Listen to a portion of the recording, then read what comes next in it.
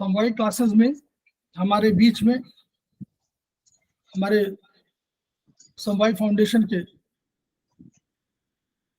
पदाधिकारी गण उपस्थित हैं, जिसमें धनंजय सिंह हमारे कोषाध्यक्ष हैं, श्रीमती वर्षा श्रीवास्तव हमारे वाइस प्रेसिडेंट हैं, हमारे एम के यादव साहब प्रमोटर हैं, हमारी प्रमोटर एक और जुड़ी हुई बबली सिंह, वो भी जुड़ी हुई है, हमारे सेमेस्टर 2 के मैडम मुन्नी त्रिपाठी जुड़ी हुई है, रश्मि गोयल मैडम जुड़ी हुई है, और सेमेस्टर 1 के मिसेस सारथ, बट सागर के नाम से यहाँ पर है, सारथ उनका नाम है, वो जुड़े हुए हैं, केरल से हैं।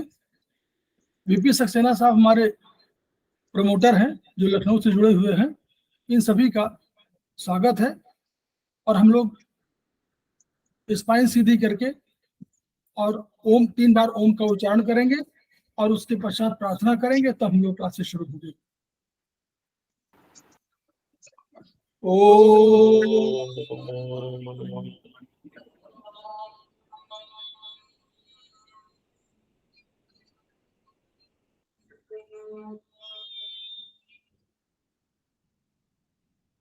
ओम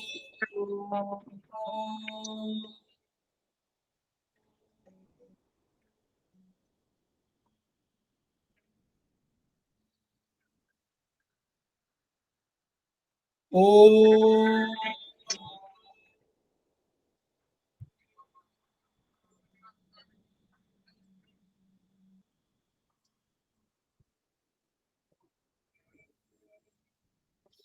वह शक्ति हमें दो मार्ग पर डट जाए, पर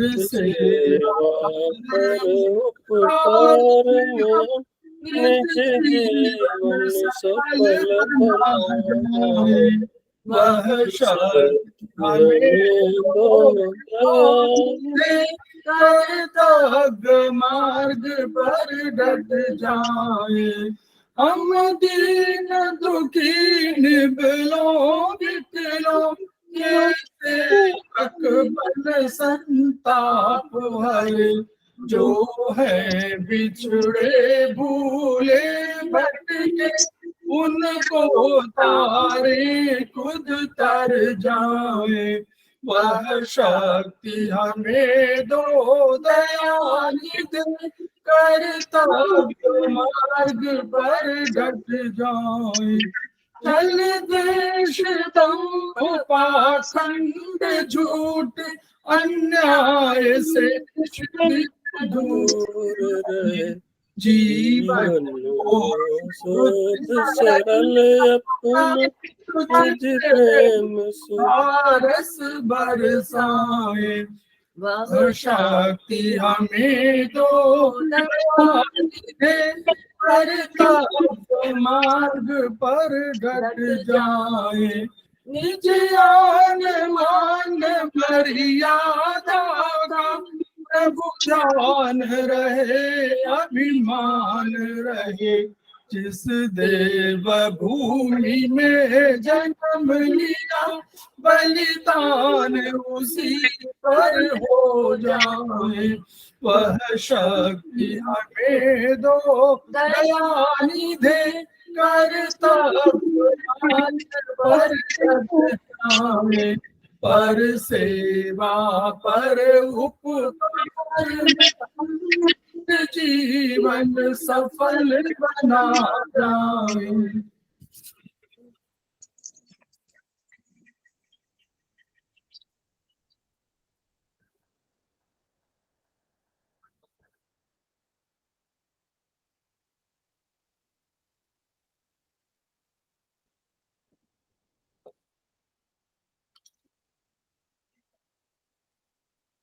समवाय क्लासेस में आप सभी हमारे साथियों का स्वागत है। हम लोग एक्यूप्रेशर शोध प्रशिक्षण उपचार संस्थान प्रयागराज से संबद्ध हैं और हम लोग समवाय फाउंडेशन के नाम से संस्था चलाते हैं। इस संस्था का मूल उद्देश्य एस्पस द्वारा जो शिक्षा और जो चिकित्सा शिक्षा दी जा रही है उसको जन जन जागरण के अभियान के अंतर्गत सब लोगों को बीच में प्रसारित करना है। हम लोग एस्पस के अपने 3 मनुष्यों के ऋणी हैं। वे हैं ब्रह्मलीन MP खेमका सर, दूसरे वर्तमान अध्यक्ष JP अग्रवाल सर, और तीसरे हमारे एपेक्स बॉडी के chairman Shri SS Saraf sir. इन मनुष्यों से और अन्य व्यक्तियों से भी हमने जो अन्य गुरुओं से जो हमने शिक्षा ग्रहण किया है उसको हम आपके माध्यम से जन जन जागरण अभियान के तहत जनता में, समाज में फैलाने का प्रयास कर रहे हैं, ताकि पीड़ित मानवता की रक्षा हो सके, उनका कल्याण हो सके, और हम हमारी भूमिका इसमें जो एक आहूत डालने की है वो पूरी हो सके। उनका संकल्प जो एस्पस ने संकल्प लिया है कि each one reach one, each one teach one और ईच वन ट्रीट वन, उसको पूरा हो सके। तो मैं अरविंद श्रीवास्तव, मैं आज अपनी क्लास शुरू कर रहा हूं। आज हम लोगों ने कल देखा था, हम लोगों ने चाइनीज दर्शन पर विचार किया था। हमारा चाइनीज दर्शन और भारतीय दर्शन दोनों दर्शन प्राच्य दर्शन के रूप में है, यानी पश्चिमी जगत से भिन्न दर्शन के रूप में है। और इनका अर्थ ये था कि वास्तव में हम अगर सहज जीवन जीते हैं, हम प्रगति के साथ साहचर्य करते हैं, प्रगति के साथ तादाद स्थापित करते हैं, तो कदाचित हम अधिक सुखी हो पाएंगे, अधिक निरोगी हो पाएंगे। क्योंकि हमारा मूल उद्देश्य क्या है? हमारा मूल उद्देश्य भारतीय दर्शन का था कि हम काम धर्म अर्थ काम मोक्षाणाम आरोग्यम मूलमुत्तमम। अगर धर्म अर्थ काम मोक्ष की सिद्धि करनी है तो हमको उसके लिए निरोगी होना पड़ेगा। अगर हम रोगग्रस्त होंगे तो हम इनका पालन नहीं कर पाएंगे। और चूंकि धर्म अर्थ काम तीनों मोक्ष के लिए क्वालिफाइंग मार्क्स कहे जा सकते हैं, इसलिए पहले धर्म और अर्थ और काम को हमें प्राप्त करना था, तो इसलिए हमको निरोगी होना आवश्यक था। तो हम लोगों ने कल देखा था कि चीनी दर्शन ने पंच तत्वों के आधार पर कहा कि 5 तत्वों से ही पूरे जगत का, पूरे सृष्टि का, पूरे ब्रह्मांड में प्रत्येक वस्तु का निर्माण हुआ है। और ये सारे ब्रह्मांड की वस्तुएं इन्हीं जो तत्व हैं, इन्हीं की आपसी सहयोग का परिणाम है। यानी वो तत्व उन्होंने बताए, उन्होंने पहला तत्व बताया, पहला नहीं कहा था, लेकिन पहला तत्व उनका था कि वो पहला वुड कहा उन्होंने, दूसरा उन्होंने फायर कहा, फिर उन्होंने कहा अर्थ के बाद उन्होंने कहा कि मेटल, और मेटल के बाद उन्होंने जल कहा, और कहा कि इन दोनों के बीच, इन पांचों के बीच में अंतर संबंध है। ये अंतर संबंध 2 तरह का है। एक अंतर संबंध है कि एक दूसरे के जनक है, जैसे वुड है फायर का जनक है, फायर अर्थ का जनक है, अर्थ मेटल का जनक है, और मेटल जल का जनक है, और जल अल्टीमेटली जनक है वुड का। और उनके बीच में एक और संबंध उन्होंने बताया कि यह एक दूसरे के नियंत्रक भी है। उन्होंने जैसे कहा वुड है तो वुड नियंत्रक अगर कहा जाएगा तो वुड नियंत्रक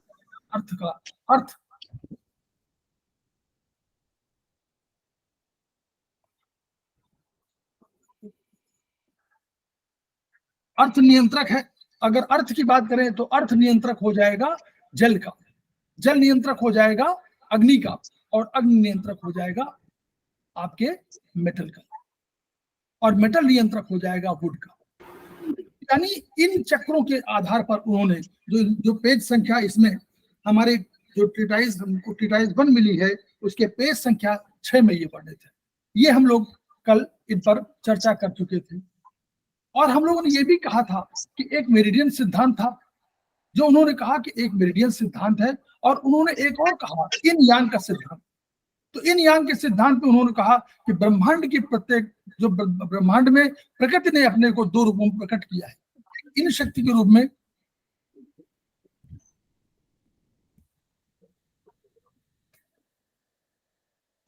एक इन शक्ति के रूप में और एक यांग शक्ति के रूप में।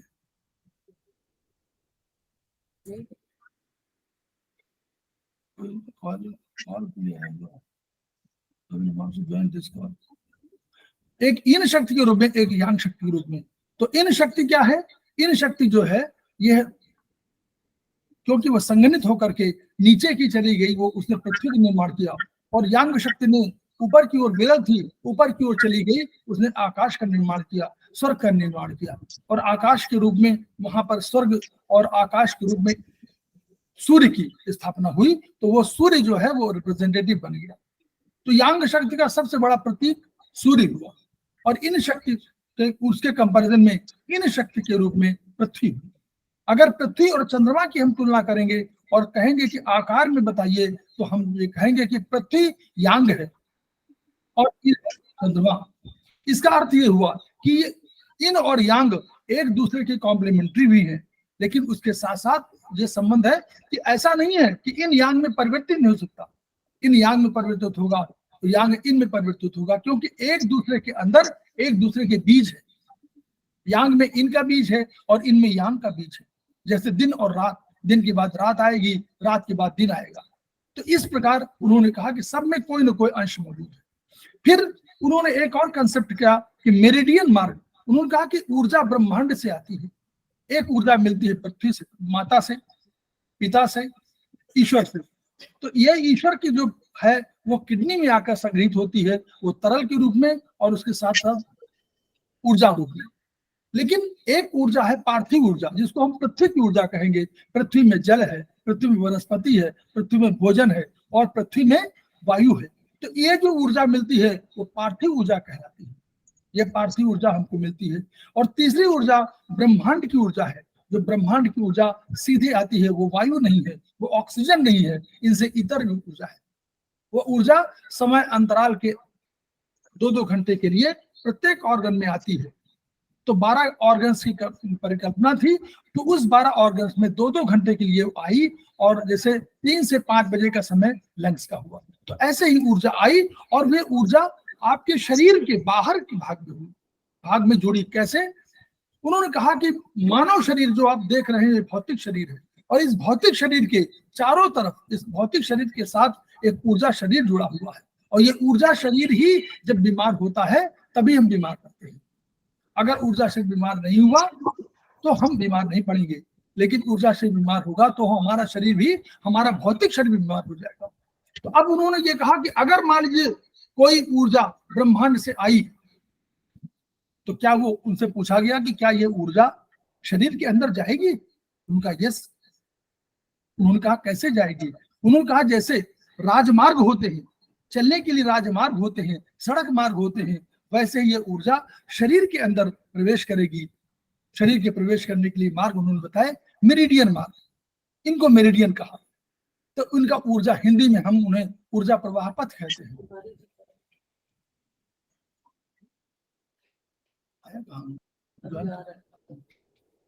तो ऊर्जा प्रवाह पथ, तो ऊर्जा प्रवाह पथ जब होंगे तो उन्होंने कहा मेरिडियन को उन्होंने डिफाइन किया। मेरिडियन इज, उन्होंने कहा कि by the means by which is created. Join this call. क्यों आ रहा है?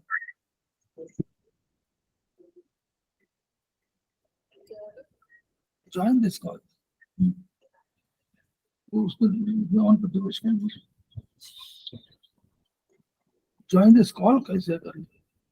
ज्वाइनिंग नहीं हो रही है, कॉल कैसे? तो मेरिडियन मार्ग में उन्होंने कहा the means by which man is created. दूसरा उन्होंने कहा कि the means by which disease arises. Arises का अर्थ हुआ कि डिजीज आपके शरीर के अंदर से पैदा होती है, इसको अराइज कहा गया। The disease, the means by which disease occurs, यानी बाहर से कोई बीमारी आएगी तो वो डिजीज अकर्स हो जाएगी। और इसके बाद एक और उन्होंने कहा the disease, the means by which man is cured. अगर मनुष्य स्वस्थ हो जाएगा, यानी बीमारी को भगा देगा, तो बीमारी उसी राजमार्ग से बाहर निकलेगी जिस राजमार्ग से आई थी। तो इन सिद्धांतों के आधार पर फिर उन्होंने कहा कि जब मेरिडियन है तो मेरिडियन में भी 5, जब हमने कहा था, जब उन्होंने ये परिकल्पना किया, दार्शनिक विचार था कि प्रत्येक वस्तु में 5 तत्व मिले हुए हैं और 5 तत्वों के आपसी सहयोग का परिणाम है। तो उन्होंने ये भी कहा कि अल्टीमेटली प्रत्येक मेरिडियन में ये 5 तत्वों के रिप्रेजेंटेटिव भी तो होंगे। तो उन्होंने जैसे जैसे हम कहें कि भारतवर्ष का अगर हम कहें कि भारतवर्ष का कोई एम्बेसी है और अमेरिका में है, तो वो हमारा क्षेत्र, हमारा भारतवर्ष का क्षेत्र कहलाएगा और वो उसमें हमारे कानून लागू होंगे। तो वैसे ही उन्होंने कहा कि जो इसमें 5 तत्वों के एलिमेंट है वो वहीं पर है और वो जो है उन तत्वों के रिप्रेजेंटेटिव कहे जाएंगे और उनकी ऊर्जा और उनकी रंग वही होंगे। प्रत्येक पदार्थ की, प्रत्येक तत्व की ऊर्जा निर्धारित किया, उसका कलर निर्धारित किया और इनके आधार पर उन्होंने ये पूरे अपने कंसेप्ट को, अपने विचार को आगे बढ़ाया। तो हम लोग ये कल पढ़ चुके थे, हम लोग आज थोड़ा सा और इम्पोर्टेंट पढ़े जो हम लोग छूट जाता है हम लोगों से। पेज नंबर 4 में मैं देखिए शेयर करूं शायद,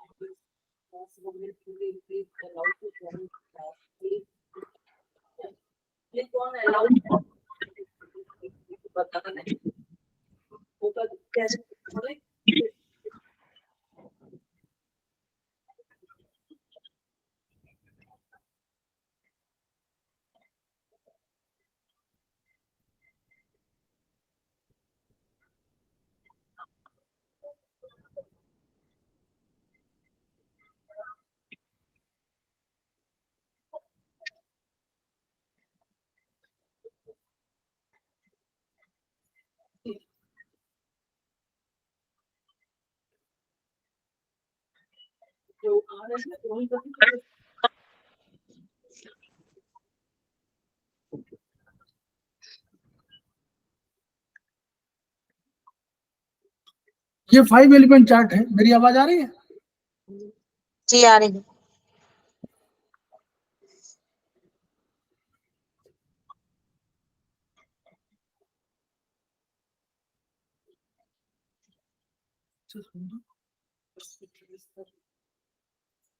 फाइव एलिमेंट चार्ट में हम लोग इसको रह जा रहे थे, तो इसमें हम लोग कि जो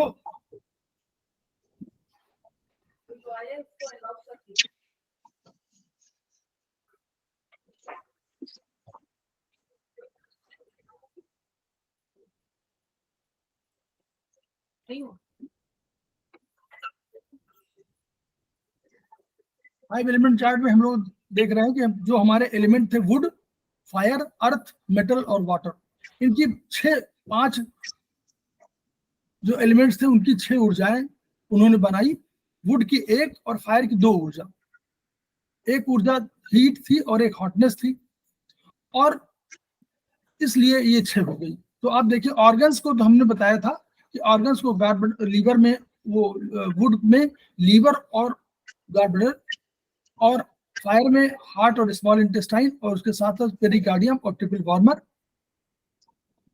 और अर्थ में स्टमक और स्प्लीन, और मेटल में हम लोगों ने बताया कि लंग्स और लार्ज इंटेस्टाइन, और वाटर में हम लोगों ने बताया था कि किडनी और यूरिनरी ब्लैडर, यूबी, ये इसके ऑर्गन्स को रखे गए।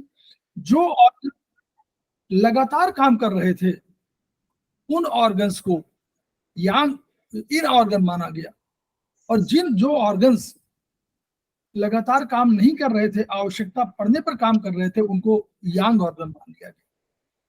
ये उन्होंने नॉमेनक्लेचर इस आधार पर किया। अब जब ऑर्गन आ गए तो देखिए एनर्जी पर हम लोग यहाँ कर रहे थे कि वुड की उन्होंने एनर्जी विंड मानी, क्योंकि उन्होंने देखा था कि जंगलों में जाएंगे तो विंड होगी, यानी वहां पर हवा अधिक होगी, तो इसलिए विंड कहा। फायर की उन्होंने कहा हीट और हॉटनेस, फायर की हीट हुई और हॉटनेस हुई, क्योंकि एक गर्मी और एक प्रचंड गर्मी की रूप में। अर्थ की उन्होंने देखा कि उसमें ह्यूमिडिटी होती है, पानी बरसने तो ह्यूमिड एटमॉस्फेयर होता है, इसलिए ह्यूमिडिटी उसको।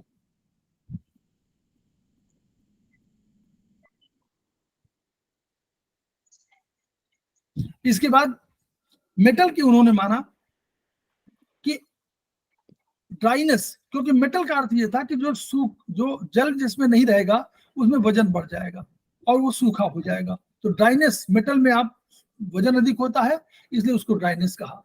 और जल का उन्होंने कहा कि जल में ठंडक है, शीतल जल की। चलाने से अब जब सीजन की, अब देखिए यहां से शुरू होता है सीजन में। देखिए सीजन कैसे है, उन्होंने ये देखा कि जो वुड है, जो जंगल है, तो आप देखें सबसे अच्छी जो होती है ऋतु के रूप में, सबसे अच्छी हवा कब चलती है? हम लोग मानते हैं कि वसंत राजा है, तो वसंत में सबसे अधिक विंड का जो है अच्छी लगती है, इसलिए स्प्रिंग को उन्होंने जोड़ दिया विंड के साथ। अब हीट है तो समर सीजन को जोड़ना ही था, हीट और हॉटनेस को समर सीजन से जोड़ दिया गया।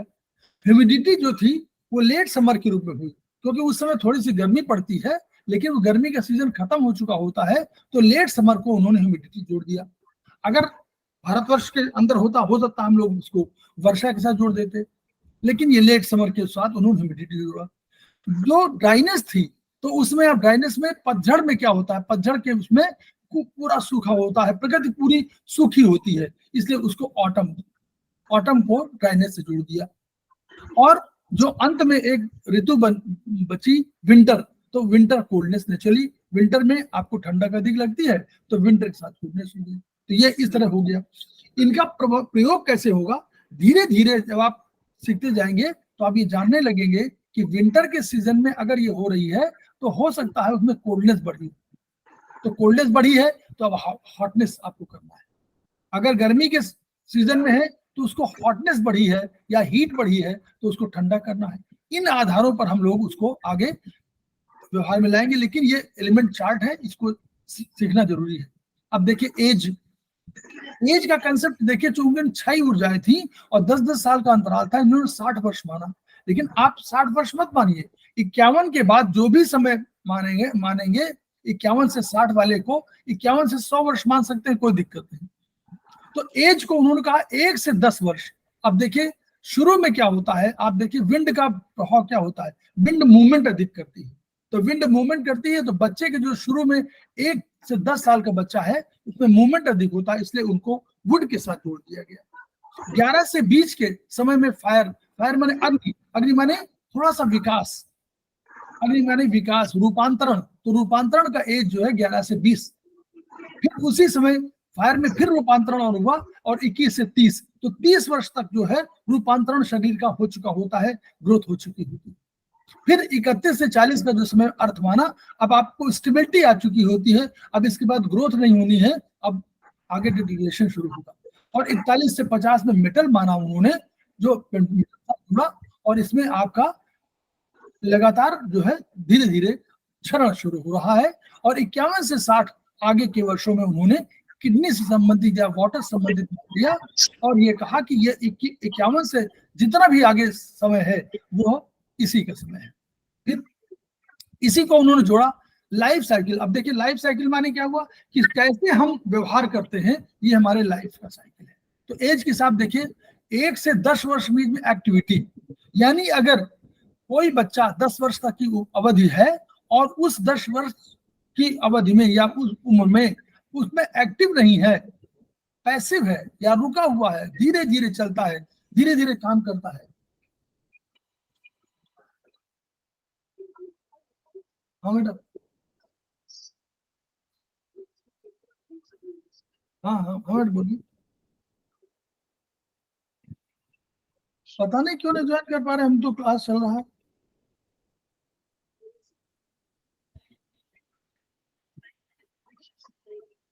अच्छा ठीक है, देखता हूँ।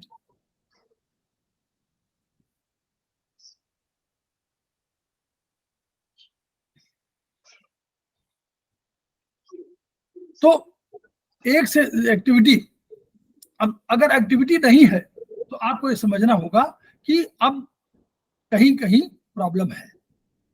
उसी तरह 11 से 20 वर्ष में ग्रोथ है, अगर इसमें ग्रोथ नहीं होगी तो इसका मतलब क्या हुआ कि कहीं प्रॉब्लम आ रही है। 21 से 30 वर्ष में फुल ग्रोथ हो जानी चाहिए, अगर नहीं हो रही है तो आपकी समस्या है। इनसे हम लोग एक संकेत मिलेगा। 31 से 40 वर्ष की उम्र में प्रॉस्पेरिटी है, यानी जो भी कुछ हम लोग कर सके हैं वो हमारे 31 से 40 में प्रॉस्पेरिटी आ चुकी है, अब ग्रोथ नहीं होनी। और 41 से 50 के बाद देखिए एट्रॉफी शुरू। एट्रॉफी माने क्षरण शुरू हुआ और अंत में 51 से 60 वर्ष में या आगे जितना भी वर्ष होगा ये ओल्ड एज कही गई। इसी तरह उन्होंने डायरेक्शन को अलग से डिफाइन किया।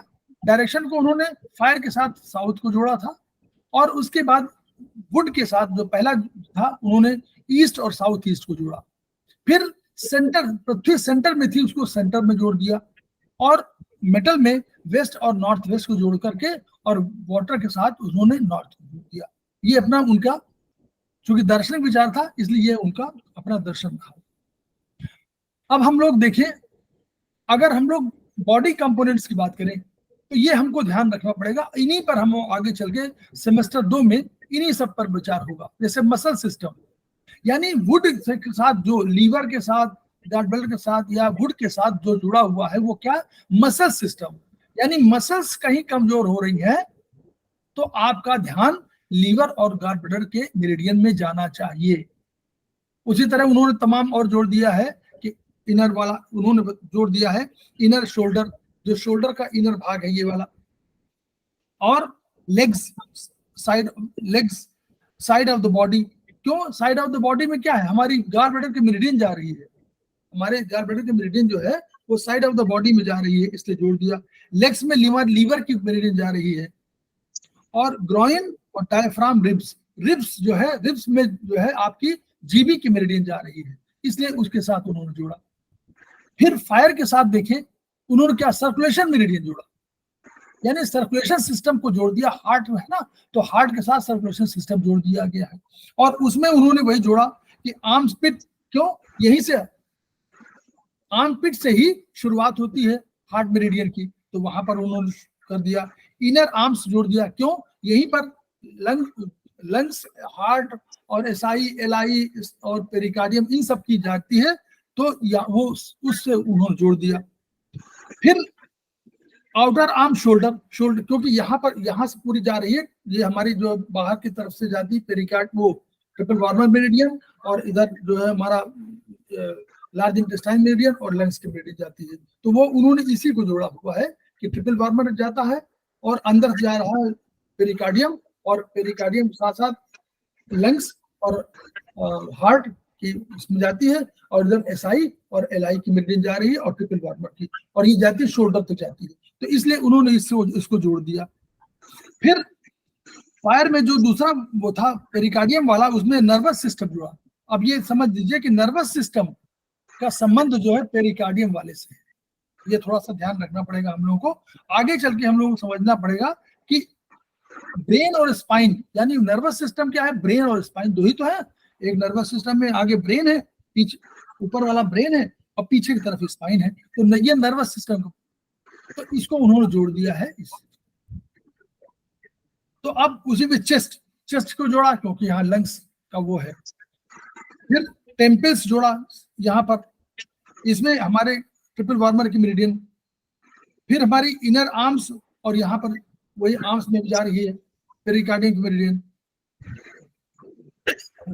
फिर around the year, third finger और अराउंड द, जहां फिंगर माने जहां मेरिडियन जा रही थी वो उन्होंने मान लिया है, तो हमारी मेरिडियन जा रही है पेरिकार्डियम की मेरिडियन और ट्रिपल वार्मर की मेरिडियन इस रिंग फिंगर में है, और मिडिल में जो है हमारी पेरिकार्डियम की मेरिडियन है, इसलिए दोनों मेरिडियंस को उन्होंने एक कह दिया। चाहे आप थर्ड अगर 1 2 3 इसको कर दे और इधर से 1 2 3 इसमें आ जाएगी, तो दोनों को आप 3 मान सकते हैं, तो थर्ड फिंगर ये है इस रूप में। तो यानी दो जो है पेरिकार्डियम, उसको 2 मेरिडियन जोड़ दी गई। फिर इसके बाद उन्होंने कहा अर्थ के साथ फ्लैश, यानी अगर मोटापा बढ़ रहा है तो यानी आपको समझना पड़ेगा कि अर्थ की कहीं प्रॉब्लम है, यानी उसमें ही आपका स्प्लीन और स्टमक में समस्या आ रही है। इनर लेग्स इसमें आए क्योंकि स्प्लीन की मेरिडियन जा रही थी।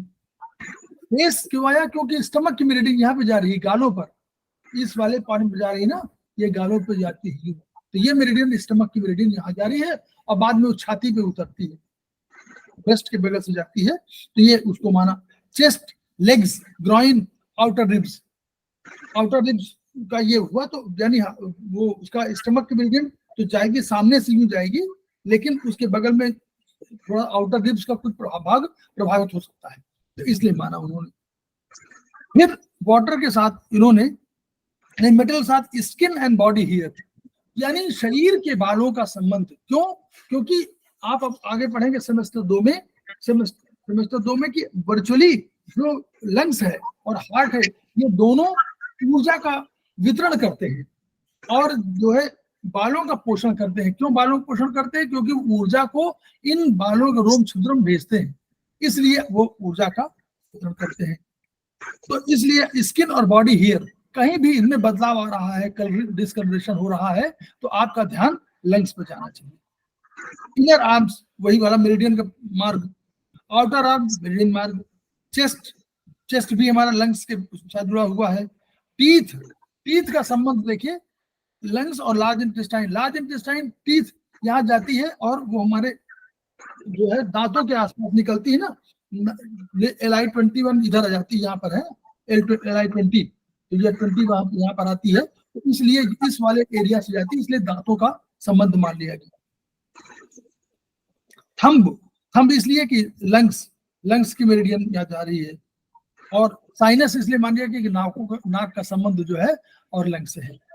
फिर वाटर में उन्होंने बोन्स यानी हड्डी जो सबसे अंदर है वो किडनी से संबंधित है, यानी वाटर से संबंधित एलिमेंट है। तो बोन्स और हेयर ऑन हेड, सर के बाल अगर कहीं प्रभावित हो रहे हैं कम एज में तो हमारा ध्यान किडनी पर जाना चाहिए। साइड ऑफ फूट, इसलिए साइड ऑफ फूट में किडनी की मेरिडियन जा रही है, तो इसलिए वहां पर कहा। इनर लेग्स, किडनी की मेरिडियन जा रही है। चेस्ट में उन्होंने कहा क्योंकि किडनी की मेरिडियन आकर के और आपका यहाँ पर आकर अंदर सामने के भाग में आती है, बिल्कुल वो निपल्स के अंदर से होती हुई जस्ट जो सिंगली मेरिडियन है उसके जस्ट बगल में। फिर नेक, बैक, बटक्स का जो है संबंध जो यूरिनरी ब्लडर से है, यूबी मेरिडियन का वो है, वहां से जाती है। और बैक ऑफ लेग्स जो है वही यूबी मेरिडियन जा रही है। तो इसलिए उन मेरिडियंस मार्ग में जहां जहां वो अंग थे या जो मसल जो सिस्टम थे उन सिस्टम को जोड़ा, ताकि ये आपका ध्यान जाए कि जब कभी आप इसको देखें इस चार्ट को, तो जहां कहां प्रॉब्लम हो तो उस मेरिडियन मार्ग पर आप जरूर ध्यान दीजिए। अब ओपनिंग आई, तो ओपनिंग में देखिए क्या है। अब ये समझ लीजिए, हमेशा याद करना पड़ेगा धीरे धीरे कि लीवर आंखों में खुलता है, लीवर आंखों में खुलता है। ओपनिंग देखिए, ओपनिंग माने कोई छेद, लीवर आंखों में खुलता है। याद रखिए, इस सेंटेंस को याद कर लीजिए, हमेशा याद रहेगा। तो लीवर आंखों में खुलता है, तो आईज का संबंध हमेशा लीवर से है, गुड से है। यानी आंख में कोई प्रॉब्लम हो रही है तो आपका ध्यान लीवर पर जाना चाहिए।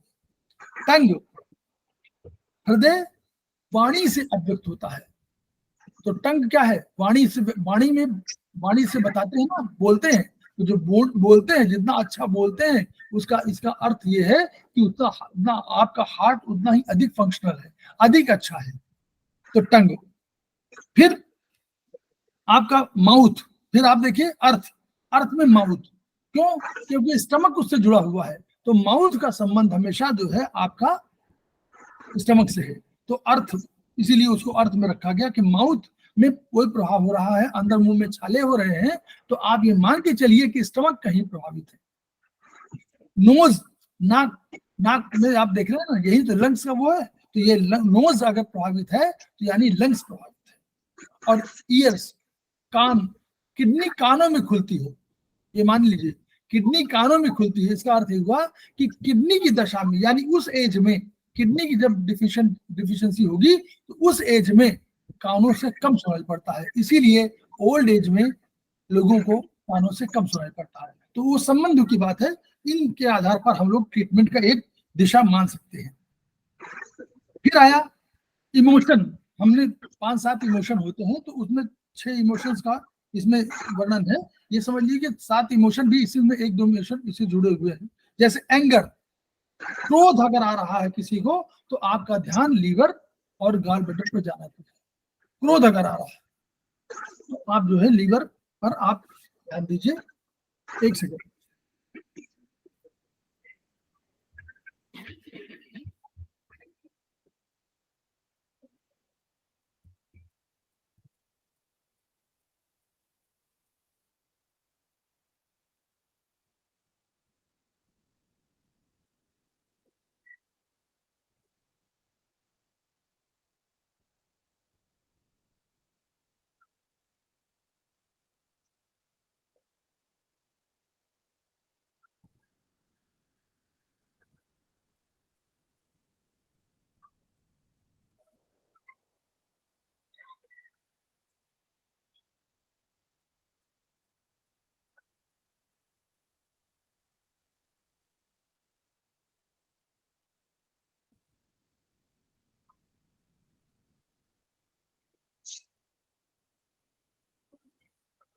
दिव्यांशु,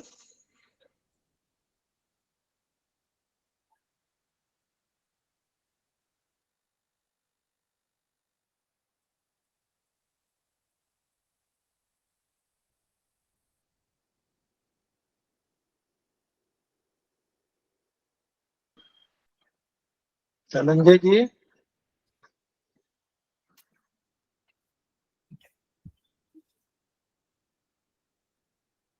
एंगर, अगर किसी को क्रोध आ रहा है तो आप उसका संबंध समझिए कि आप लीवर से या गॉलब्लैडर से है।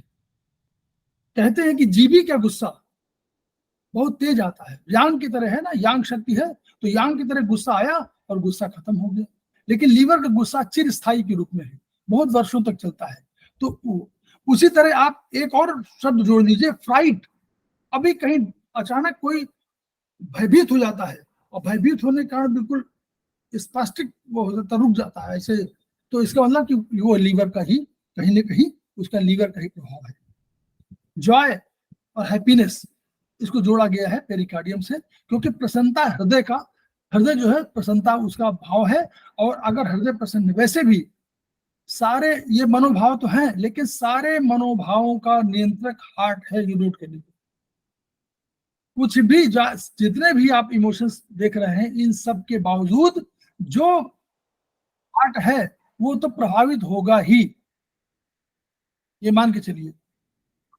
वो सबका नियंत्रक है, सारे मनोभाव का नियंत्रक है। ये बार बार सिम्टम्स को याद रखिए, यानी हार्ट तो प्रभावित होगा ही, चाहे वो एंगर हो, चाहे आपका आगे कुछ भी जो भी लिखा हुआ सब, एगोनी हो, हैप्पीनेस, जॉय और हैप्पीनेस को जोड़ा गया है। तो इनका दूसरा अर्थ ये भी है कि यदि कोई अत्यधिक प्रसन्न हो रहा है तो भी समझिए कि हार्ट प्रभावित हो रहा है। अत्यधिक हैप्पीनेस शो कर रहा है, इसका मतलब कि पेरिकार्डियम और ट्रिपल वार्मर प्रभावित हो रहे हैं। इन सबको पढ़ाने का या बताने का तरीका ये है, या कारण ये है कि वर्चुअली आपको ये समझ में आ जाए कि इनकी, देखिए दो एक्टिविटी है, एक हाइपो एक हाइपर।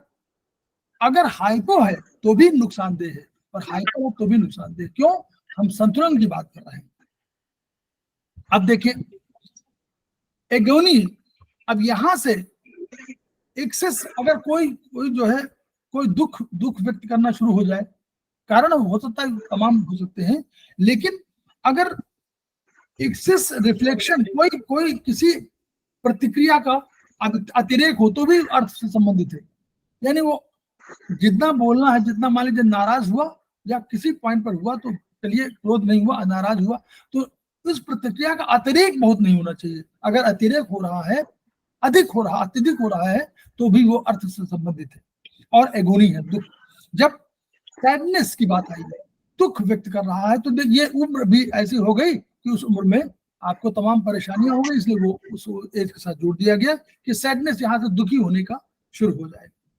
इसके बाद फियर, अगर किसी को बहुत डर लगता है, दो डर है, एक पराभौतिक और एक भौतिक।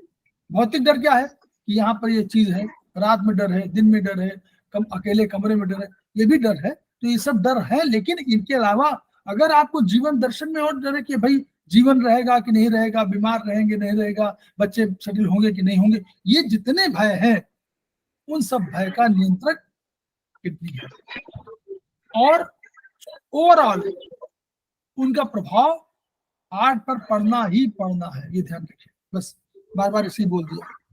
अब रीजन, अब देखिए रीजन का मतलब हुआ कि ये एक कोई बेसिस क्या है, कैसे ये बेस क्या है कि क्या वो करते हैं। तो उसमें बेसिस क्या रखा गया कि आपकी ओरिजिनलिटी, जो एज से 10 वर्ष की आयु है उसमें ओरिजिनल होता है। बच्चा बोल देता है सामने कि पापा कल तो आप ही इन्हीं अंकल को गाली दे रहे थे। वो नहीं सोचता है कि सामने आए हो उन्हीं की बोल है, जो वो बोल देगा क्योंकि वो ओरिजिनल है। उसके मन में ये नहीं है, छल कपट नहीं है। तो ओरिजिनलिटी जो है वो 1 से 10 वर्ष में है। फिर 11 से 20 वर्ष की उम्र में डिजायर शुरू होती है, इच्छाएं शुरू करते हैं कि हम ये करेंगे, हम ऐसे सोचेंगे। फिर आगे 21 से 30 वर्ष की उम्र में एम्बिशन शुरू होती है कि हम ये करेंगे, हमको ये प्राप्त कर लेना है, हमको ये अचीव कर लेना है। फिर इसके बाद कॉन्शियसनेस, थोड़ा सा समझदारी बढ़ जाती है। किसी का बहुत माइक है वो उसको म्यूट कर ले, ये माइक म्यूट कर लीजिए। तो जो इसके कॉन्शियसनेस, अर्थ में कॉन्शियसनेस आ गई 31-40 में, और फिर उसके बाद विल पावर, जो मेटल का पॉइंट है, ये 41 से 50 में विल पावर आ चुकी होती है, और इसके बाद में विजडम, बुद्धि। संसार को आप जान चुके होते हैं तो संसार को आप, किसी का माइक खुला हुआ है शायद, क्या म्यूट करिए।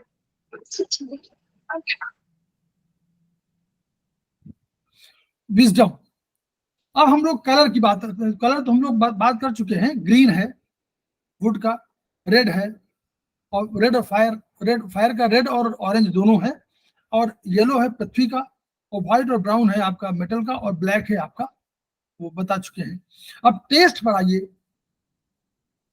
टेस्ट में सावर, जो ये है, जो लीवर का है, खट्टा, सावर को खट्टा। फिर हार्ट वाले पर बिटर, यानी फायर में बिटर, कड़वा, कड़वा जो स्वाद है वो इसका होगा।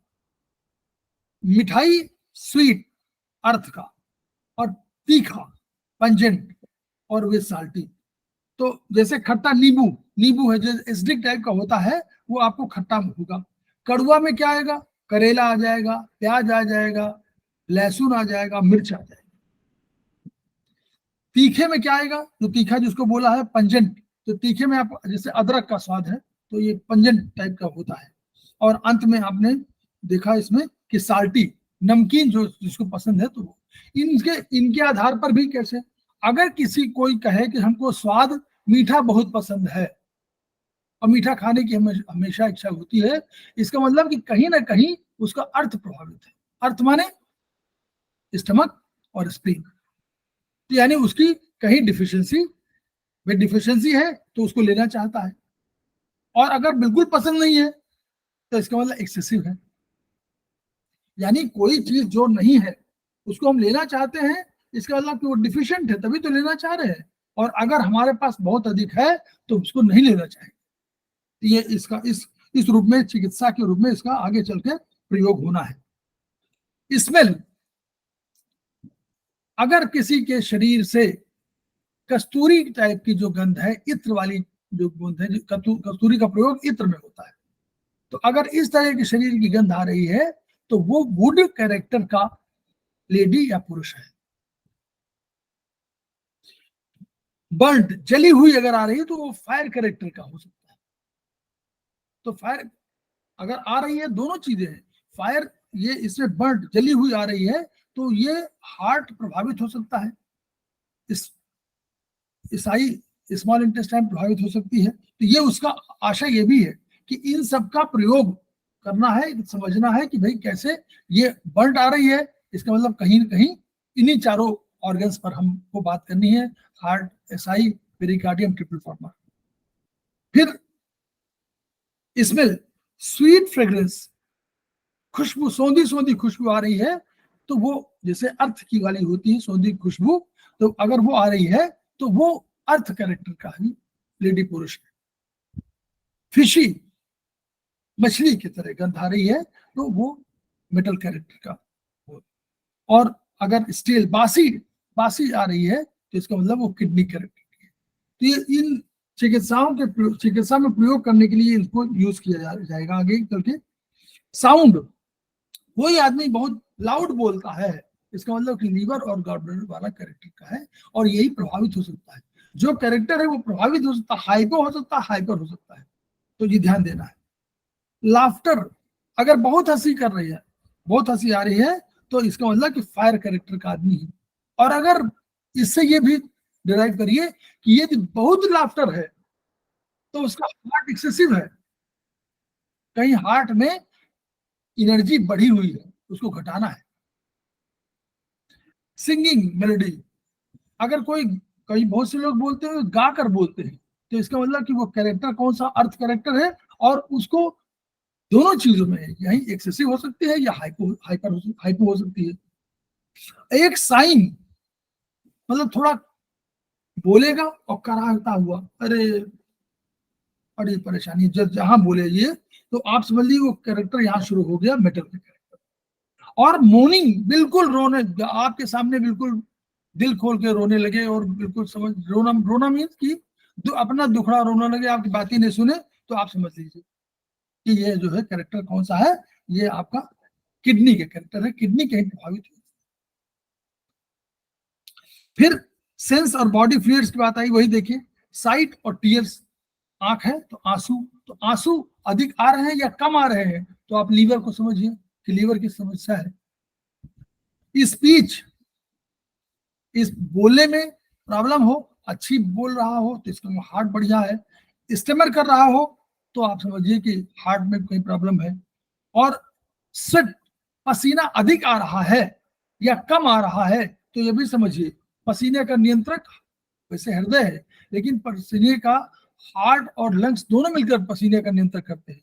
तो एक और थ्योरी हम लोगों ने कहीं बताई है कि जब भी कभी हार्ट का ट्रीटमेंट करें तो लंग्स का ट्रीटमेंट जरूर करिए, क्योंकि दोनों के मेडुला में, जो हम लोगों ने देखा था कि मेडुला में हमारा फिंगर नंबर, हम लोग आयुर्वेदिक में बताते हैं कि फिंगर नंबर जो हमारे 6 है वो मेडुला की है ना, तो उस मेडुला में नीचे रहता है मेडुला, ऊपर स्पाइन होती है, यानी वात जॉइंट में स्पाइन और यहाँ मेडुला। तो इस दोनों के सेंटर मेडुला में है, आगे चल के आप पढ़ेंगे, दोनों के सेंटर, हार्ट और लंग्स दोनों के सेंटर मेडुला में है। इसलिए हार्ट के साथ जब भी करना, अगर हार्ट का ट्रीटमेंट कर रहे हैं तो लंग्स में केवल आप क्या लगा दीजिए, केवल क्लस्टर लगा दीजिए, मटर लगा दीजिए, चना लगा दीजिए, लेकिन लगाइएगा जरूर। मान लीजिए आप हार्ट का यहाँ कर रहे हैं, इस जगह, इस यहाँ पर हार्ट का करेंगे, मान लीजिए आपने किया, तो आप यहाँ पर जरूर मटर चना लगा दीजिए। और अगर यहाँ पर आप कोई ट्रीटमेंट दे रहे हैं तो यहाँ जरूर चना मटर लगा दीजिए, बस ये कहना है। तो ये हो गया। तो कॉन्शियस, अब स्पीच, स्वेट, कॉन्शियसनेस और स्वेट, अब ये स्वेट तो वही रखा, और इसमें थोड़ा सा, क्योंकि हम लोगों ने इसको ब्रेन से माना है ना, ब्रेन हमारा जो पेरिकार्डियम है, तो वो चेतना को बात कर रही है, इसलिए थोड़ा सा उनमें चेतना वाला एलिमेंट जो है उसमें कर दिया गया है। फिर टेस्ट और सलाइवा, जो टेस्ट है और सलाइवा, क्योंकि मुंह की बात है तो टेस्ट और सलाइवा दोनों। सेंस ऑफ स्मेल और म्यूकस, कफ और म्यूकस और वो सेंस ऑफ स्मेल उस जोड़ा हो गया। हीरिंग, क्योंकि कान थे इसलिए हीरिंग जोड़ दिया गया, और यूरिन जोड़ दिया गया, ये भी है। इस तरह आप आगे देखिए, सिम्टम एक आता है फ्लावर, बहुत पूछा जाता है कहीं पे, इसको जरूर पढ़ लीजिए आप, और पढ़िएगा, इसको बता रहे फ्लावर में हैंड एंड टो नेल्स, अगर हाथ के और पैरों के नाखून सुंदर है या अच्छे हैं या शेप में है, तो मानिए कि लीवर ठीक है। डी शेप है, टूट रहे हैं, तो है ना, तो उससे कॉम्प्लेक्शन, आपका चेहरे का कॉम्प्लेक्शन बढ़िया है, तो ये समझिए कि हार्ट की वजह से। टंग कॉम्प्लेक्शन, अगर जबान का कॉम्प्लेक्शन बढ़िया है तो वो पेरिकार्डियम और ट्रिपल वार्मर की वजह से। लिप्स, देखिए माउथ की बात थी ना, माउथ हमारा था, माउथ, तो लिप्स अगर जिसके होठ बहुत सुंदर है, इसका मतलब समझिए कि उसका स्टमक और स्प्लीन बढ़िया फंक्शन कर रहा है। बॉडी हेयर, शरीर के बाल अगर व्यवस्थित है, जैसा है वैसे चाहिए, उसी तरह है, तो मेटल का बहुत बढ़िया वो है। और अगर आप सर के बाल का संबंध किडनी से है, तो यदि सर के बाल असमय टूट रहे हों, असमय माने 40 वर्ष के पहले ही अगर टूट रहे हों, तो ये मानिए कि किडनी की कोई प्रॉब्लम है। और उसका एक और भी कारण कभी आयुर्वेदिक एक्यूप्रेशर के हिसाब से ये हो सकता है कि स्टमक हीट की वजह से भी सर के बाल आपको टूट सकते हैं। क्यों? क्योंकि हीट जो है रूपांतरण करती है, जलाती है, वो व्हाइट बना देगी, वो डिस्कलरेशन कर देगी, तो वो इस तरह है। तो इसलिए हम लोगों ने इसको बताना आपको बहुत उचित समझा कि ये 5 एलिमेंट चार्ट है। जितना इसको पढ़ेंगे सेमेस्टर 1 से लेकर के जब तक आप ट्रीटमेंट करते रहेंगे, तब तक 5 एलिमेंट चार्ट आपको याद रखना है, और इसके आधार पर बहुत चीजों पर आपका समझ जाएंगे कि हमको किसी में क्या करना है। तो हम लोगों ने ये पिटाइज पार्ट 1 में पढ़ा, अब हम लोग आगे शिफ्ट कर रहे हैं। तो कई लोग जुड़ नहीं पा रहे हैं, मैसेज कर रहे हैं। समझ नहीं पा रहा क्या करें, कैसे करें। वहां मैं देख, रिक्वेस्ट भेज रहा हूँ, वहां से अलाउ नहीं हो रहा है। अब वो ये समझ में नहीं आ रहा, हम तो कोशिश कर रहे हैं, वहां मैंने दे दिया, इसीलिए दूसरे से इसमें तो नहीं समझ पाएगा, इसमें कहाँ से आ पाएगा। मैंने बोला भी जो है कि अगर उसमें कई लोग तो जुड़ रहे हैं, अब आप लोग का हो सकता है कोई दिक्कत हो। नहीं नहीं, उनका ये लोग बाद में जो आए वो जुड़ नहीं पा रहे हैं, ये भी हम समझ रहे हैं, कैसे जुड़े। नहीं, बाद में और जुड़े हैं सर, जो है पता नहीं उन लोग का क्या है। एक के तिवारी जो फोन कर हाँ, रहे हैं। के तिवारी नहीं जुड़ पा रहे हैं, मैं समझ रहा हूँ। कई लोग आया हुआ है, वहां मैंने दे दिया है इसीलिए कि वो अगर जोड़ना चाहे तो दूसरे मोबाइल में कि वहां पर आए तो जोड़ दीजिए, लेकिन पता नहीं जुड़ नहीं पा रहे हैं, क्यों अलाउ ही नहीं हो रहा पा रहा। तो ये पिंकी ने मैसेज किया है सर, ज्वाइन नहीं हो पा रहा है। सुधा पाठक है, के तिवारी है। चलिए, अब तो उस पर बहुत अधिक हम लोग बहस नहीं करें, क्योंकि जो मैंने एक बार फिर कोशिश करता हूँ, मैं क्या देता रहा हूँ। एक बार देख लीजिए। धनंजय जी कहाँ से जुड़े हैं आप? यादव जी कहाँ जुड़ेंगे बताइए आप। लखनऊ है कि नोएडा है कि गाजियाबाद है आप? मैं नोएडा में, लखनऊ कहाँ है। अरे आप कहीं भी रह सकते।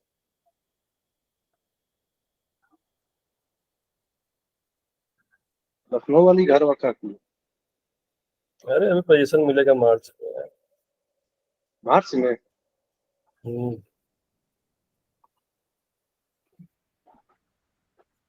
चार लोग और ऐड हुए हैं शायद।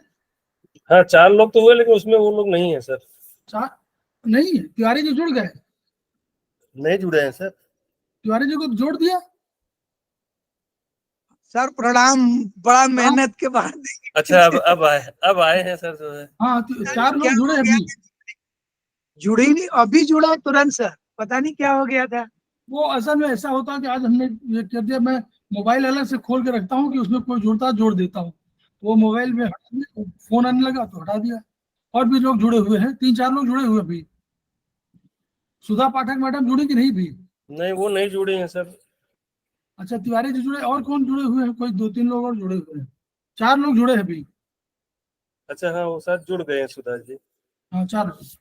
चलिए हम लोग आगे बढ़ते हैं। धीरे धीरे वो जोड़ने का वहां कर दिया है मैंने कि जब भी कोई आएगा जोड़ दे। सुधा पाठक जुड़ रखी है सर। जी जुड़ गई? हाँ, आ गया उनको मैसेज। जुड़ गए, चलिए ठीक। चलिए ओके, थैंक यू। जो नए लोग आए हैं उनका स्वागत है। हम लोग चाइनीज पे शुरू करें। समय से थोड़ा सा यही है, अब क्या करें हम लोग, समय से इसलिए करना जरूरी है कि 6:15 तक खत्म करना होता है, तो 4:25 पे हम लोग खोल देते हैं। पहले 4:15 पे खोल दिया था, और फिर जुड़ करके हम लोग कोशिश करते हैं 4:30 पर हम लोग प्रार्थना शुरू करते हैं। उसमें हम लोग जोड़ नहीं पाते, क्योंकि प्रार्थना कर रहे होते हैं तो फिर वो उसमें किसी को ऐड नहीं करते। अब बाद में अगर ऐड हो जाता है उस समय तब तो ऐड कर देते हैं, बाद में नहीं कर पा रहे थे इसलिए। चलिए हम लोग अब आज बीएचबी की बात भी कर रहे हैं। तो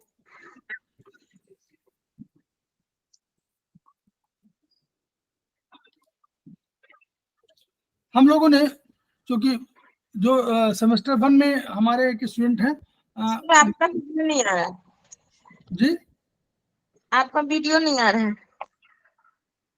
नहीं आ रहा? नहीं आ रहा है सर। नहीं, आपकी स्क्रीन शेयरिंग हो रही ना? स्क्रीन शेयरिंग भी हो रही है, वीडियो भी आ रहा है।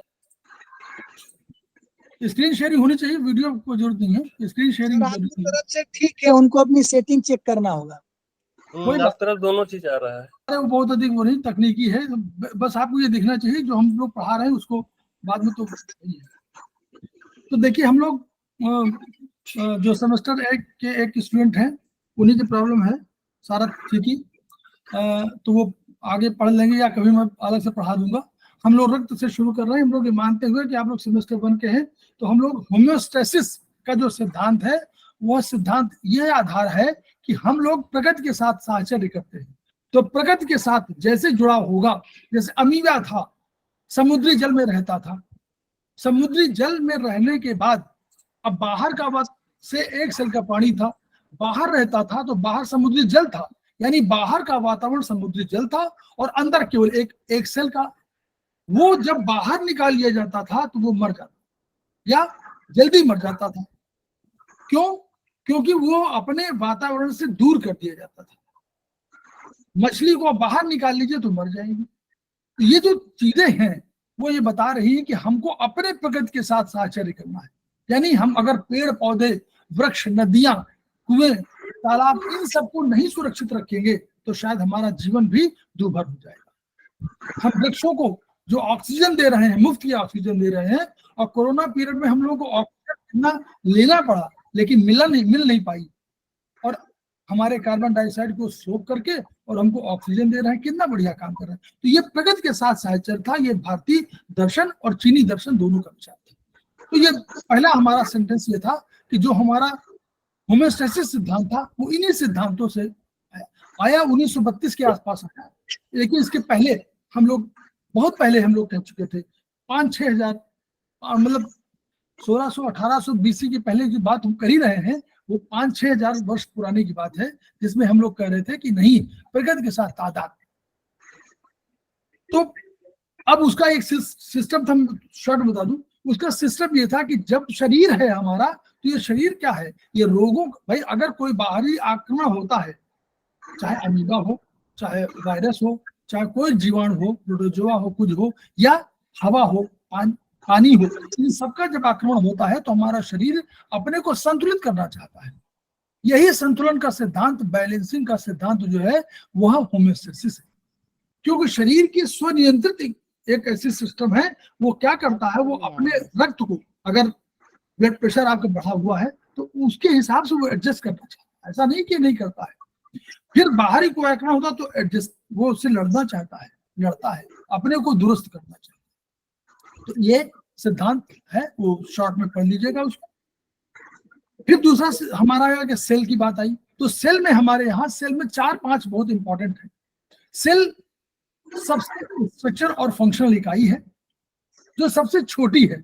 हमारा शरीर इतना बड़ा है। सेल से बनते हैं टिश्यू, टिश्यू से बनते हैं ऑर्गन, ऑर्गन से बनते हैं सिस्टम, और सिस्टम से बनता है बॉडी। तो इस प्रकार एक चेन है। लेकिन हम दार्शनिक हैं। हम लोगों ने क्या किया, हम शरीर से शुरू करते हैं, और जो हमारा ये वो पुराना मॉडर्न साइंस है वो सेल की बात करती है कि सेल से टिश्यू, टिश्यू से ऑर्गन, ऑर्गन से सिस्टम, सिस्टम से बॉडी। हम क्या करते हैं, हम शरीर पर जाते हैं, हम शरीर पर ट्रीटमेंट देते हैं और कहते हैं, लेकिन अल्टीमेट हमारा भी एंड क्या है, हमको पहुंचना है cell, which is the structural and functional unit of this body, वहां पहुंचना है हमको। अब उसमें सेल में है क्या, जो भी कुछ आप बाहर देखते हैं शरीर में वो सेल में है। क्या है, उसमें भी एक मालिक है। जैसे हमारा ब्रेन है वैसे वहां मालिक है। मालिक को क्या है, न्यूक्लियस है। न्यूक्लियस मालिक है, वो प्राण है। उसको जो भी कह लीजिए, मालिक, स्वामी, प्राण और मुख्तार, मुखिया, जो भी कहना चाहे कह लीजिए। जैसे घर में कोई सदस्य जिसको आप बाबा, दादा, बाबी जो उसको कहें कि ये मुखिया है, वैसे ही मुखिया सेल है। तो सेल के आदेश पर सारा काम होता है। जैसे मुखिया के घर के किसी मुखिया के आदेश पर ही सारा काम होता है, वैसे ही वहां पर सेल के जो न्यूक्लियस है उसके आदेश पर सारा काम होता है। दूसरा काम क्या है, दूसरा घर में जैसे मदर बनाती है, खाना बनाती है, तो खाना बनाने का काम कोई करेगा ना, वैसे ही माइटोकॉन्ड्रिया हमारा एनर्जी बनाता है, क्योंकि वहां एनर्जी है और वो एनर्जी एटीपी अणुओं के रूप में सुरक्षित रहती है। तो एटीपी अणु है, तो एटीपी अणुओं के रूप में सुरक्षित रहती है। माइटोकॉन्ड्रिया क्या करता है, आपका जो भोजन है, जो आपका पानी है, जो आपका ग्लूकोज लेते हैं, वो सब लेते हैं, तो वो क्या करता है, उसमें ऑक्सीजन ऐड करता है, और ऑक्सीजन ऐड करने के बाद उससे वो क्या बनाता है, ऊर्जा बनाता है। ऊर्जा बनाता है, उसके साथ साथ वेस्ट प्रोडक्ट के रूप में क्या बनता था, 1-2 चीजें और बन जाती है। एक कार्बन डाइऑक्साइड बनती है और एक जल बनता है। तो जल तो हम यूज कर लेते हैं, लेकिन कार्बन डाइऑक्साइड यूज नहीं कर पाते, उसको हमको निकालना होता है। जो निकल नहीं पाती अमोनिया के रूप में कन्वर्ट करते हैं। अमोनिया के रूप में कन्वर्ट, अमोनिया से फिर वो ट्रांसफर होता है, फिर उसको यूरिक एसिड के रूप में करते हैं, और अंत में उसको जल में घुलनशील बनाने का काम करता है कौन, लीवर, जो पिता तुल्य है। उस पिता तुल्य लीवर को का समय 1 बजे से 3 बजे तक का रात का समय है। तो वो क्या करता है, वो उसको जल में घुलनशील बना देता है और फिर किडनी के माध्यम से उसको बाहर निकाल देता है। तो वो माइटोकॉन्ड्रिया का ये रोल हो गया। फिर हमारे क्या है, फिर हमारे राइबोसोम्स होते हैं। तो राइबोसोम क्या करते हैं, वो प्रोटीन बनाते हैं, उसको सिंथेसिस, जिसको हमारे यहाँ जब बनाने का जब भी वो है तो इसमें हमेशा सिंथेसिस शब्द का इस्तेमाल हुआ है, संश्लेषण। तो सिंथेसिस समझ लीजिए जहां निर्माण है, तो उसको बनाते हैं, लेकिन अपने पास वो सुरक्षित नहीं रखता है, वो रखता है कहाँ, गोल्गी अपरेटस में। तो गोल्गी अपरेटस क्या करती है, उसको अपने लाइपोप्रोटीन और ग्लाइकोप्रोटीन में बदल देती है और अपने पास रख लेती है कि जब कभी कोई मांगेगा तो दे देंगे। जैसे आपके यहाँ रुपया रखा हुआ है तिजोरी में और मदर ने रख लिया, आपने कहा कि हमको 500 रुपये चाहिए तो उसने निकाल दे दिया। ऐसे ही वो ये काम। फिर हमारे पे सुरक्षा भी चाहिए ना, कि अगर कोई आदमी घर पे बाहर से आ जाए अवांछित तत्व तो कैसे उसको रोके। तो उस रोकने के लिए हमारे यहाँ लाइसोसोम है, वो क्या करते हैं, वो जब बाहर से कोई आता है तो उसको पकड़ लेते हैं और उसको पचा डालते, खा डालते हैं, खाने के बाद उसको मार डालते हैं। ये हो गया। तो इस तरह डिफेंस का, मुखिया का, ब्रेन का काम, मुखिया का काम खाना बनाने का काम, यानी एनर्जी बनाने का काम, और प्रोटीन बनाने का काम, ये सब। तो अब इन सब के आधार पर अब हमारे पास होते क्या है, 3 चीजें हैं, एक प्रोटीन, एक कार्बोहाइड्रेट और एक फैट। 3 मुख्य हैं। फिर विटामिन, मिनरल्स और पानी, ये हमारे मुख्य खाद्य पदार्थ हैं। तो प्रोटीन को हम कहते हैं बिल्डिंग मटेरियल। जैसे हम लोग बिना ईंट के, बिना लोहा के, बिना सीमेंट के, बिना बालू के इमारत नहीं बना सकते हैं, ऐसे बिना प्रोटीन के कोई भी स्ट्रक्चर खड़ा नहीं कर सकते। तो प्रोटीन हमारा बिल्डिंग मटेरियल है। ग्लूकोज हमारा ईंधन है, जैसे हम खाना बनाने में इस्तेमाल करते हैं, ग्लूकोज हमारा ईंधन है, ग्लूकोज को ही वो बर्न करते हैं, तो ग्लूकोज हमारा ईंधन है, तो वो ईंधन हो गया। जो हमारा फैट है, ये हमारा क्या है, ये हमारा सुरक्षित रूप में, ये इसको एनर्जी का सुरक्षित रूप रखते हैं। और कभी कभी इसको निकाल करके, अगर कभी आपके पास ऊर्जा नहीं रही तो इसी को निकाल करके हम लोग ऊर्जा के रूप में इस्तेमाल करते हैं जलाने के लिए। और यही कभी कभी काले धन के रूप में आपके पास इतनी मोटाई में हो जाता है कि फिर उसको ऑपरेशन के माध्यम से निकालना पड़ता है। तो 2 है ना, पैसा बहुत हो गया, काला धन कन्वर्ट हो गया, पैसा कम हुआ, आवश्यकतानुसार हुआ तो आपने कुछ बैंक में रखा, फिर कब जरूरत पड़े तो निकाल लिया। लेकिन अगर काला धन बहुत हो गया, स्विस बैंक में हो गया, और वहां कोई जिसके नाम, जिसको मालूम था कि वहां का नंबर क्या है, वो भूल गया या वो मर गया, पैसा हजम हो गया, काला धन है, बंद हो गया। तो ये अब हम लोग, अब उसके बाद आते हैं, तो फिर हम लोग क्या हुआ, सेल ने क्या किया, सेल ने देखा कि भाई ये तो हम एक घर में 4 आदमी हैं, और मुखिया ने कहा एक आदमी को सब्जी ले आओ, दूसरा आदमी बचा, उन्होंने कहा कि नहीं प्याज तो रह गई, तो दूसरा आदमी बोलता प्याज ले आओ, तीसरे आदमी को ने कहा कि वो चीनी रह गई, तीसरे आदमी चीनी, दूसरा नहीं बंद करेगा, कौन करेगा, दूसरा काम कौन करेगा। इसलिए इन लोगों ने एक संगठन बनाया, just to increase the longevity of life, just for the division of labour. Division of labour माने काम का बंटवारा कर दिया गया। उससे क्या हुआ, सब कुछ सरल हो गया, सब एक्सपर्ट हो गए एक फील्ड में। तो उन्होंने बंटवारा कर दिया और कई लोगों ने, कई ने सेल ने मिल करके एक अपना एक संगठन बना लिया और कहा कि एक तरह के काम हम करेंगे। तो वो जो एक तरह काम करने वाले आए उनको टिश्यू कहा गया। तो अब तय हो गया कि भाई हम तो हार्ट में रहेंगे तो हम इस तरह काम करेंगे, हम लंग्स में रहेंगे इस तरह काम करेंगे। तो उन सब ने अपना अपना बंटवारा कर लिया, तो एक तरह काम करने वाले वो, तो टिश्यू के अलग क्लासिफिकेशन हुए, 4 और 5 तरह के। कुछ डिफेंस का काम, जैसे स्किन टिश्यू ने क्या किया, हम कहा हम सुरक्षा करेंगे, हम कोई चीज होगी तो ना किसी को आने देंगे, ना किसी को जाने देंगे, न रक्त को निकलने देंगे, ना कोई बैक्टीरिया को आने देंगे। हाँ, तेल मालिश वगैरह कुछ करेंगे तो इनको हम ले लेंगे, एक्सेप्ट कर लेंगे। हमको निकालना होगा कुछ तो हम पसीना निकाल देंगे, भाई इनको नहीं चाहिए तो निकाल देंगे। तो ये सब काम करने के लिए उन्होंने कर दिया। उसी तरह रक्त का जो हमारा रक्त भी हमारा एक स्पेशलाइज्ड, ये हमारा टिश्यू, ये टिश्यू कैसे है, ये हमारा तरल है इसलिए ये तरल टिश्यू भी कहा जाता है। लेकिन इसका और भी है, क्यों ये कहते हैं कनेक्टिव टिश्यू। कनेक्टिव क्यों? क्योंकि रक्त जो है कनेक्टिव उसको हमेशा बोलेंगे जो दो तरह के उन लोगों के बीच में बाइंडिंग फोर्स की तरह काम करेगा। बाइंडिंग माने पुल की तरह, ब्रिज की तरह। ब्रिज माने ये नहीं कि पुल बना हुआ, वो ब्रिज माने एक दूसरे से जोड़ रहा है। रक्त यहाँ से वहां जा रहा है, खुद अपने आप में 2-3 लोगों को जोड़े हुए है, उसमें तमाम आपके एलिमेंट हैं, तमाम प्लाज्मा है, प्लाज्मा मैट्रिक्स है, उसमें ये कणिकाएं हैं, तो कणिकाओं सब रक्त जुड़े हुए, इन सबका सम्मिलित रूप रक्त है। तो रक्त में कणिकाएं भी हैं, तो वो इसलिए उनको इसको स्पेशलाइज्ड कनेक्टिव टिश्यू कहा गया, लेकिन इसको लिक्विड कनेक्टिव टिश्यू कहा गया।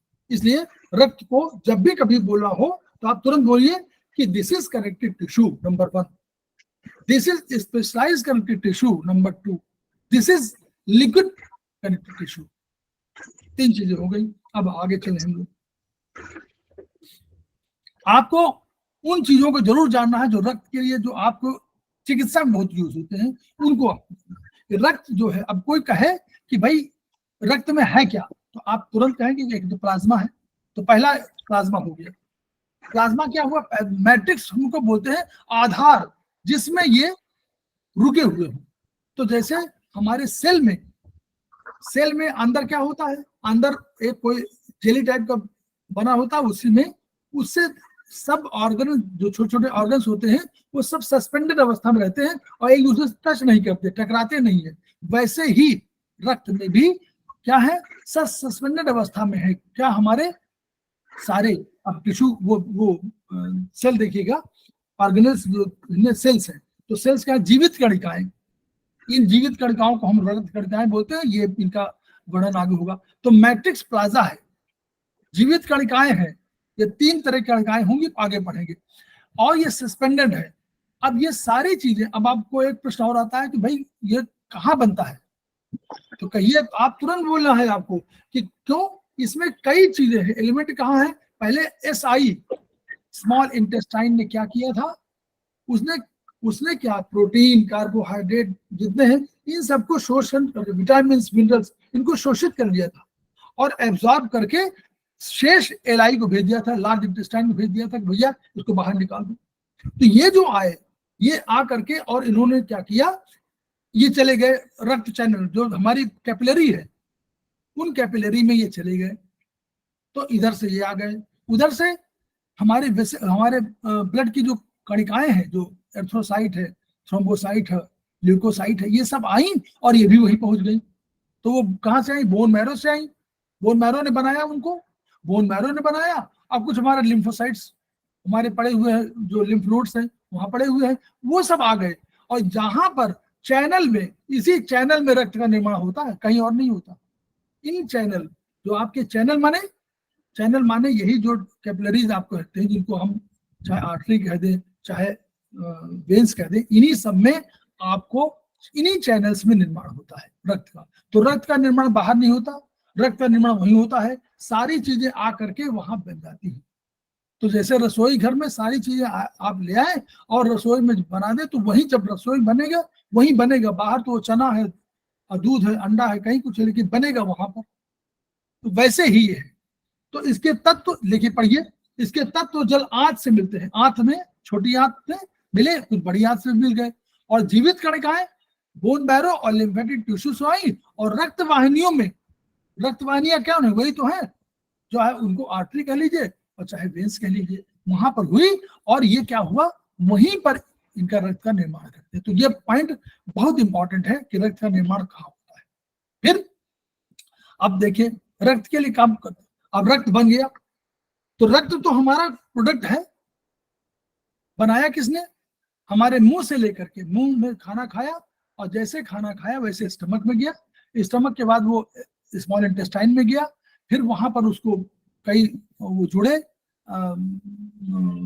सिक्रेशंस, कई जुड़े, वहां से बाइल जूस वहीं से आया, पैंक्रियाटिक जूस आ गया, और स्मॉल इंटेस्टाइन में भी हमने जूस मिलाया, सब जूस मिल गए, मिक्स होके चले गए, फिर वो स्मॉल इंटेस्टाइन में उसको सोख लिया और फिर एलआई में चला गया, एलआई ने कुछ सोखा फिर चला गया बाहर। तो ये बना जो रक्त या जो प्रोडक्ट बना, ये हमारा प्रोडक्ट का रक्त है। रक्त हमारा प्रोडक्ट है जो बनाने का काम कौन सा, डायलिसिस सिस्टम। और ये क्या मशीनें हैं, यानी एक फैक्ट्री है जिसमें रक्त हमारा प्रोडक्ट है और ये सब हमारे मशीनें हैं। इन मशीनों से हमने एक रक्त बना लिया, लेकिन रक्त बनाने के बाद, प्रोडक्ट बनाने के बाद प्रोडक्ट बेचना भी तो है, कंज्यूमर तक पहुंचना भी तो है। तो पहुंचाने के लिए एक आदमी को हमने सेटल किया, ट्रांसपोर्टर। वो ट्रांसपोर्टर हार्ट हुआ। हार्ट ने क्या किया, हार्ट के साथ अपना 500-600 अपना ये चैनल्स बने हैं, वो आर्टरीज और वेन्स। इन सब की वजह से क्या किया उसने, पूरा उसके साथ ये है, बाहर वेन्स है और नीचे से ऊपर जाने के लिए वेन्स है। और ये इन सब के माध्यम से उसने क्या किया, कहा भैया हम इसको सेल तक पहुंचाएंगे। तो उसने पंप किया, वहां से पंप करने के बाद उसने अपना सब लगाया और ट्रांसपोर्टर के रूप में ट्रक लगा दिए, और ट्रक के माध्यम से कहाँ चला गया, हर सेल के पास चला गया, हर सेल के पास चला गया। अब चलने के बाद क्या हुआ, तो ये सप्लाई करने का काम किसने किया, हार्ट ने। अब क्या हुआ, लीवर और स्प्लीन, देखिए लीवर स्प्लीन क्या करते हैं कि अगर जिस समय माँ के गर्भ में है बच्चा, उसमें बहुत चीजें डेवलप नहीं होती, तो उस समय ये सब बनाते हैं, लीवर स्प्लीन ये सब बना लेते हैं रक्त। लेकिन ये नीचे पढ़िएगा, रक्त बनने की प्रक्रिया भ्रूणावस्था में जब माँ के गर्भ में है तो चौथे से 9वें सप्ताह में प्रारंभ हो जाती है रक्त बनने की प्रक्रिया। इसलिए उसके पहले तो मदर पर आश्रित है, लेकिन उसके बाद फिर आश्रित नहीं मदर पर, ये तो खुद ही रक्त बना रहा, वो अपना रक्त यूज कर रहा है, अपना बना रहा है। तो इसलिए, और फिर क्या करता है किडनी, फिर जब रक्त बन गया तो टॉक्सिन के काम, जो टॉक्सिन है उसको निकालने का काम पहला तो किया किसने, लीवर ने। फिर लीवर जब हो गया तो उसने बनाया, कहा भैया अब जल के रूप में हमने डाल दिया, लिक्विड के रूप में है, अब आप इस किडनी से कहा किडनी आप सफाई करिए। तो किडनी ने उस रक्त को छान दिया। छानने का अर्थ यह है कि जो वेस्ट प्रोडक्ट था उसको बाहर निकाल दिया और वो यूरिन के रूप में निकाल दिया और शेष को फिर ले लिया। तो ये किडनी इसको सफाई कर रही है। अब जब उसने ये ट्रांसपोर्टर हमारा गया, उसने ऑक्सीजन तो दे दिया और कार्बन डाइऑक्साइड ले लिया, वेस्ट प्रोडक्ट ले लिया, और लेने के बाद फिर हार्ट को दे दिया। अब हार्ट के पास आ तो गया, तो हार्ट के पास क्या है, खराब चीज पड़ी हुई है, अब उसको शुद्धिकरण करना है ना, तो उसने क्या किया, तुरंत भेज दिया किसके पास, फेफड़ों के पास, कि फेफड़ा भैया इसको थोड़ा ऑक्सीजन मिला दो और ये कार्बन डाइऑक्साइड को हटा दो। तो फेफड़ों ने क्या किया कि कार्बन डाइऑक्साइड को बाहर ले गए और ऑक्सीजन उसमें ऐड कर दिया। तो दिस इज द प्रोसेस कि जिसमें आपको सबकी सहभागिता है, हृदय, किडनी, फेफड़ा, सब, लिम्फेटिक टिश्यू, बोन मैरो, सब। देखिए कितने हैं, एकल स्क्रीन। अब आगे बढ़िए, संगठन।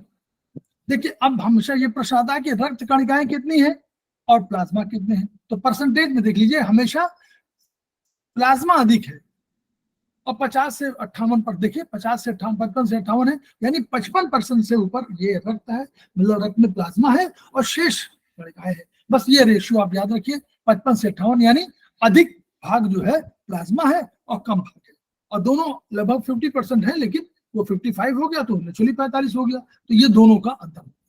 अब प्लाज्मा में क्या है, वो उधर अब रक्त कणिकाओं के बारे में पढ़ेंगे, तो उसमें क्या है, 3 तरह के, एर्थ्रो माने लाल, साइट माने सेल, एर्थ्रो माने लाल, साइट माने सेल, ल्यूको माने सफेद, साइट माने सेल, थ्रोम्बोसाइट माने जो रोक देता है, थ्रोम्बस बना देता है, लुगदी बना देता है, साइट माने। तो ये थ्रोम्बोसाइट, तीनों का अलग अलग नाम है, ये ओरिजिनल नेम है, जो बायोलॉजिकल नेम कहलाते हैं, इनका अलग अलग भी हम लोग कहते हैं। अब देखिए प्लाज्मा क्या है, प्लाज्मा, पहले प्लाज्मा में 55 से 58% है। अब इसमें कितना है, इसमें भी जल सबसे अधिक है। इसीलिए जल कहा जाता है कि जल की महत्ता क्यों है, क्योंकि जल आपको हर जगह मिलेगा, आपको जल अधिक पीना है। जल अगर आप नहीं पिएंगे तो ये सारी रक्त सारे संगठन जो है, आप हर जगह देखिएगा जल की मात्रा बहुत अधिक है। तो जल यहाँ 91 से 92% है, यानी जो प्लाज्मा 55 से 58% है आधा, तो उसमें आधा से आधा में लगभग 90% 92% तो केवल जल ही है, और ठोस केवल 8-9% है। अब ये ठोस कौन कौन है? अब हम लोग हमने क्या पढ़ा था अभी कि कार्बनिक माने क्या हुआ, जो कार्बनिक माने जो कार्बन और जल से बना हुआ हो ऐसा पदार्थ कार्बनिक पदार्थ। सरल भाषा में, बहुत बायोलॉजिकल मीनिंग में जाइए, जो कार्बन और जल से बना हुआ हो नॉर्मली वो कार्बनिक है। और इन्हीं को हम लोग कहते हैं कि जो नेचुरल फॉर्म में एग्जिस्ट कर रहा हो, जो नेचर फॉर्म में, जो प्रकृति ने जैसे उत्पन्न किया है उस रूप में हो, तो वो कार्बनिक है। तो वो प्रोटीन है उसमें। हम वही जब कह रहे थे प्रोटीन कह रहे थे ना, प्रोटीन कहा था, फैट कहा था, कोलेस्ट्रॉल उसी फैट का भाग है, ग्लूकोज कहा था, यूरिया, यूरिक एसिड, ये कार्बनिक है। और ये 7-8% है उसमें, जो 9% की बात कर रहे हैं ना। फिर अकार्बनिक यानी जो कार्बन और जल से ना हो, वो वाली बात। तो इसमें देखिएगा सोडियम पोटेशियम दोनों नमक है, sodium potassium, calcium, iron. Iron आप ब्लड में कहते हैं कि आयरन कमी है, तो iron, calcium, chloride, sulphate, phosphate, bicarbonate, ये सब जो है ये साल्ट्स के नाम है, ये मिनरल्स और साल्ट्स की श्रेणी में आते हैं। तो ये आपके अकार्बनिक है, जो आपके बहुत कम 1% के आसपास है रक्त में। ठीक, हम लोग आगे आते हैं, पढ़ना बहुत है। प्लाज्मा में बहुत बहुत चीजें होती हैं, उनको मत अधिक जानने की जरूरत नहीं है, वो धीरे धीरे जानेंगे। जो मेन है वो ये 3 तरह के, एल्बुमिन, ग्लोबुलिन और गामा ग्लोबुलिन। ये देखिए ये है, ये आपको फाइब्रोनोजेन, 3 चीजें हैं, 3 है। तो आप पढ़िए एल्बुमिन, ये देखिए सबसे अधिक जितनी भी होगी, सबसे अधिक जो कार्बनिक तत्व है उनमें कहा जा रहा है कि 50 से 65% यही है। और काम इसका क्या होता है और बनती कहाँ, देखिए 2 चीजें का आता है कि बनती कहाँ है। तो बनने का काम अधिकांश आप देखेंगे लीवर, बनने का काम अधिकांश देखेंगे लीवर। लीवर लगभग 500 से अधिक चीजों को सिंथेसाइज करता है, 1000 केमिकल रिएक्शंस करता है, इसीलिए उसको पिता कहा जाता है, पिता तुल्य कहा जाता है, क्योंकि वो बहुत काम करता है, सुरक्षा से लेकर के सबको मारने काटने काम, बनाने काम, बिगाड़, मतलब आपको जीवन में जीवन दर्शन सिखाने काम, आपको जीवन में सहभागिता करने काम, आपको जीवन में संघर्ष करने काम सिखाता कौन है? क्योंकि खुद संघर्ष करता है लीवर। तो लीवर पिता तुल्य है। हम लोग चाइनीज की बात कर रहे हैं, ये इसमें नहीं लिखा हुआ है। एल्ब्यूमिन, तो प्लाज्मा प्रोटीन कहाँ हो जाए, इसको प्लाज्मा क्योंकि एल्ब्यूमिन भी प्रोटीन है, तो ये लेकिन प्लाज्मा में है इसलिए उसको प्रोटीन कहा गया है। तो प्लाज्मा प्रोटीन कहाँ होता है? यकृत द्वारा बनती, कहाँ? लीवर में। काम क्या आती है? 2 ही काम है इसके। एक तो ये क्या करता है, विस्कोसिटी माने जल जैसे होता है, जल बहुत प्रवाहमान होता है ना, और उसमें कुछ चीजें मिलाते जाइए, मतलब कंसंट्रेशन, कुछ चीजें मिला दे, मिट्टी मिला दे, गारा मिला दे, कुछ मिला दे, तो धीरे धीरे फ्लो घट जाता है। तो विस्कोसिटी माने उसकी फ्लो घट जाता है, ये विस्कोसिटी। तो वो विस्कस बनाने के लिए, मतलब कम, उसको तेजी कम करने के लिए, नहीं तुरंत बह जाएगा, तो उसको विस्कोसिटी है।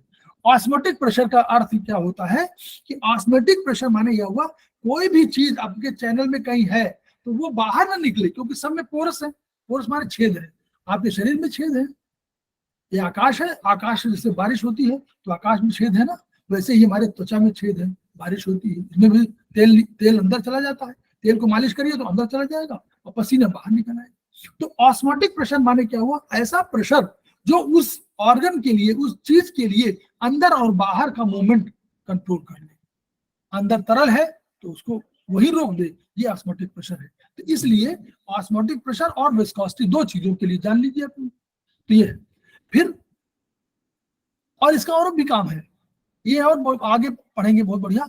ये कभी कभी किसी तत्व को बांध करके और तुरंत ले जाएगी, और जहां जहां आप कहेंगे वहीं पे ले जा करके और इसको काम करा देगी। जिसका जैसे आप कहा जाए ना कि आप, उन्होंने कहा कि 4 गुंडे पाले हुए हैं, तो उन्होंने कहा कि भाई ले आओ उसको पकड़ करके, तो वो पकड़ करके जो लाने का नहीं आ रहा है, जबरदस्ती लाने का एल्ब्यूमिन का है।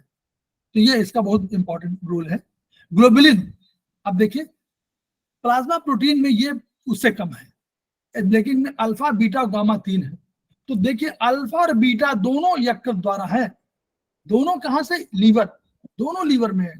अल्फा बीटा दोनों, ग्लोबुलिन में अल्फा मतलब एल्ब्यूमिन और ग्लोबुलिन में अल्फा बीटा दोनों कहां हुई, यकृत द्वारा होती है।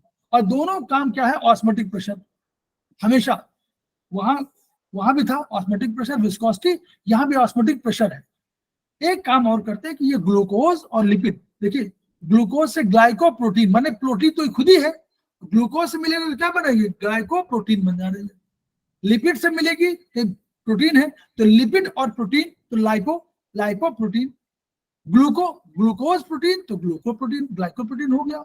और लाइपोप्रोटीन लिपिड साथ में, लिपिड माने फैट, लिपिड को, फैट को लिपिड कहा जाता है। आपको हमेशा लैब में हमेशा लिपिड कहते हैं वो लोग, लेकिन हम लोग उसको फैट के रूप में जानते हैं। तो लिपिड का जहां पर है तो लाइपोप्रोटीन और दोनों, ये इनका यूज है। अब गामा ग्लोबुलिन देखिए बहुत इंपॉर्टेंट है, ये आगे चल के बहुत इंपॉर्टेंट, लिम्फोसाइट और प्लाज्मा सेल द्वारा बनती है। इनको बनने काम लिम्फोसाइट, लिम्फोसाइट आपका अभी WBC जब पढ़ेंगे आप इसमें तो उसका भाग है लिम्फोसाइट। तो वो लिम्फोसाइट और प्लाज्मा सेल, यानी दोनों लिम्फोसाइट और प्लाज्मा सेल दोनों मिलेंगे तब गामा ग्लोबुलिन बनाएंगे। यह यकृत द्वारा नहीं होती है। तो गामा ग्लोबुलिन कभी लीवर द्वारा संश्लेषित नहीं होती है। ठीक, इसका प्रयोग बहुत इंपॉर्टेंट है। एंटीबॉडी जो आपको सुरक्षा प्रदान करती है, आप एंटीबायोटिक लेते हैं उससे जो एंटीबॉडीज बनती हैं वो बनाने के लिए गामा ग्लोबुलिन की आवश्यकता होती है। तो ये बहुत आगे हम लोग इसको बढ़िया से पढ़ेंगे, इम्यूनोग्लोबुलिन्स को। ठीक है, तीसरा फाइब्रिनोजन, ये इसलिए इंपॉर्टेंट है क्योंकि सबसे भारी है, सबसे भारी है, अधिक अणुभार की इकाई यही है और इसका संश्लेषण इसका भी यकृत में होगा, सब लीवर में है केवल गामा ग्लोबुलिन को छोड़ करके। अब इसका काम सबसे अधिक कहां होता है, इसका काम सबसे अधिक होता है आपके रक्त को रोकने में। ये क्या करती है, फाइब्रिन, यहां एक और शब्द याद कर लीजिए, फाइब्रिनोजन वो है और ये फाइब्रिन है। फाइब्रिनोजन फाइब्रिन में कन्वर्ट होकर के रक्त को चोट लगे स्थान पर बहने से रोकती है, वहां पर क्लॉट बना देती है ताकि आपका रक्त बाहर न निकल जाए। ठीक है, तो ये जो है, तो और रक्त को ऑस्मोटिक प्रेशर तो लगभग सभी प्रदान कर रहे हैं जो भी हैं, क्योंकि वो चाहते हैं कि रक्त बाहर न निकले। तो वो कोई चीज आपके अंदर है, किसी बर्तन में रखी हो तो बर्तन से बाहर न निकले, तो वो उसके लिए वो चाहते हैं कि ऑस्मोटिक प्रेशर आपको होना चाहिए। अब एक और आता है, ब्लड की जब हम जांच करते हैं तो क्या करते हैं, तो हम लोग कभी भी सुनेंगे प्लाज्मा, उन्होंने कहा सीरम बिलिरुबिन कितना है, सीरम क्रिएटिनिन कितना है, तो सीरम की बात करते हैं ना। तो सीरम क्या है, व्हाट इज सीरम, तो सीरम में अगर पूरे में प्लाज्मा लेते हैं वो लोग, उसको फाइब्रिनोजन निकाल दीजिए तो सीरम बचेगा। तो plasma minus fibrinogen equal to serum. क्यों, अगर प्लाज्मा में फाइब्रिनोजन रहेगा तो आपने उस रक्त को बाहर निकाला और जैसे कैपिलरी में आपने डाला वैसे वो जम जाएगा, क्योंकि वो फाइब्रिन में कन्वर्ट हो जाएगा ना, और फाइब्रिन कन्वर्ट करके क्लॉट फॉर्मेशन कर देगी। तो आप टेस्ट की बात करेंगे, इसलिए फाइब्रिनोजन को निकाल लेते हैं सो दैट कि प्लाज्मा आपका आधे घंटे, क्योंकि आपको टेस्ट हुआ, टेस्ट करने के बाद वो ले गया, परख नली जो ले गया टेस्ट ट्यूब, तो टेस्ट ट्यूब को तो जाके कम से कम 2-4 घंटे तो लगेंगे टेस्ट करने के लिए। तो 2-4 घंटे में वो सीरम वो लिक्विड के रूप में रहते हुए तो जांच हो पाएगी, इसलिए उसको फाइब्रिनोजन को निकाल लेते हैं सो दैट कि ये क्लॉटिंग न होने पाए और वो उसकी बात आपको जांच हो। तो इसको याद रखिएगा, ये बहुत इंपॉर्टेंट बात, ये क्वेश्चन बहुत आता है हमेशा, और ये नहीं, ये हर सेमेस्टर में आएगा। ये समझ सोचिए कि सेमेस्टर 1 जिसने कर लिया वो सेमेस्टर 2, ये सब ऐसे पॉइंट हैं जो बार बार पूछे जाते हैं। अब हम लोग आते हैं ब्लड सेल्स में। ठीक, समय कम है लेकिन आपको बताने का आवश्यक है कि ये थोड़ा सा पढ़ाना है, देखते हैं कब कितना पढ़ा पाते हैं, आप लोग आगे पढ़िएगा। तो अब हम ये छोड़ दीजिए, यहां एक सेंटेंस केवल है कि स्प्लीन सभी प्रकार की कणिकाओं का कब्रिस्तान है। स्प्लीन स्प्लीन को याद रखिएगा, यही हमेशा माना जाता है कि which is graveyard of all the cells, blood cells. तो वही ग्रेवयार्ड यही है स्प्लीन, तो क्योंकि ब्रेक कर देती है ना, वो मार देती है। अगर देखा कि बहुत मरने वाला है तो पहले मार देती है। ठीक, अब एरिथ्रोसाइट को हम लोग कह रहे थे क्या, हम लोग कह रहे थे लाल साइट। तो लाल साइट क्यों कहा, देखिए कहाँ कहाँ होती है। तो ये कहा कि देखिए नॉर्मली क्या होता है, जो आपकी लंबी अस्थियां होती हैं, जो कोई बोन्स, उन बोन्स में होती है, बोन मैरो में होती है। बोन मैरो हमने पढ़ा ना, बोन के अंदर बोन मैरो होती है। वर्टिब्रा की बॉडी में, जो आपका पीछे रीढ़ की हड्डी है उसकी बॉडी में, स्टर्नम जो बिल्कुल चेस्ट में होती, सामने होती है ये वाली, वहां पर और पेल्विक बोन जो हमने पढ़ा है कि हिप्स में जो ये ट्यूबरास्टी है, वहां पर ये एरिथ्रोसाइट पाई जाती है। वहां पर इसका, और कहाँ जनन हो, वही जनन होता है। और शिशु जन्म के बाद से, जब से बच्चा पैदा हुआ तब से जीवन पर्यंत ये एरिथ्रोसाइट बनते रहेंगे। सामान्य संख्या सबसे अधिक होती, देख लीजिएगा, 50 से 55 लाख क्यूबिक मिलीमीटर ये होती है। ठीक, ये इतना इंपॉर्टेंट है। क्यों, आगे पढ़िए, जो इंपॉर्टेंट वही बता रहे हैं, कोई बहुत नहीं। इनका साइज, शेप क्या होता है, biconcave disc. Size is not important, shape is important. Biconcave disc क्यों इस तरह होता है, सो दैट कि आगे पढ़ेंगे, इसलिए कि इसमें जो है प्रोटीन हीमोग्लोबिन होती है। तो हीमोग्लोबिन अगर यूं हो तो हीमोग्लोबिन कम आएगी, और यूं होगी तो हीमोग्लोबिन अधिक आएगी। तो इसलिए बाई कॉनकेव डिस्क है इसमें, ताकि हीमोग्लोबिन अधिक आ जाए, उसको पहुंचाना है सेल्स को। ठीक है, और ये हीमोग्लोबिन के कारण ही रक्त का रंग लाल दिखाई पड़ता है। यही क्वेश्चन आता है कि कौन सा है पदार्थ जिसकी वजह से रक्त का रंग लाल है, तो हीमोग्लोबिन। और यही हीमोग्लोबिन जो है, इसी हीमोग्लोबिन में ऑक्सीजन जाती है, तो यही ऑक्सीजन आपको ट्रांसफर होती है। और तो आयतन वायतन बहुत इंपॉर्टेंट नहीं होता, ये साइज है, आप देखते रहिएगा इसको।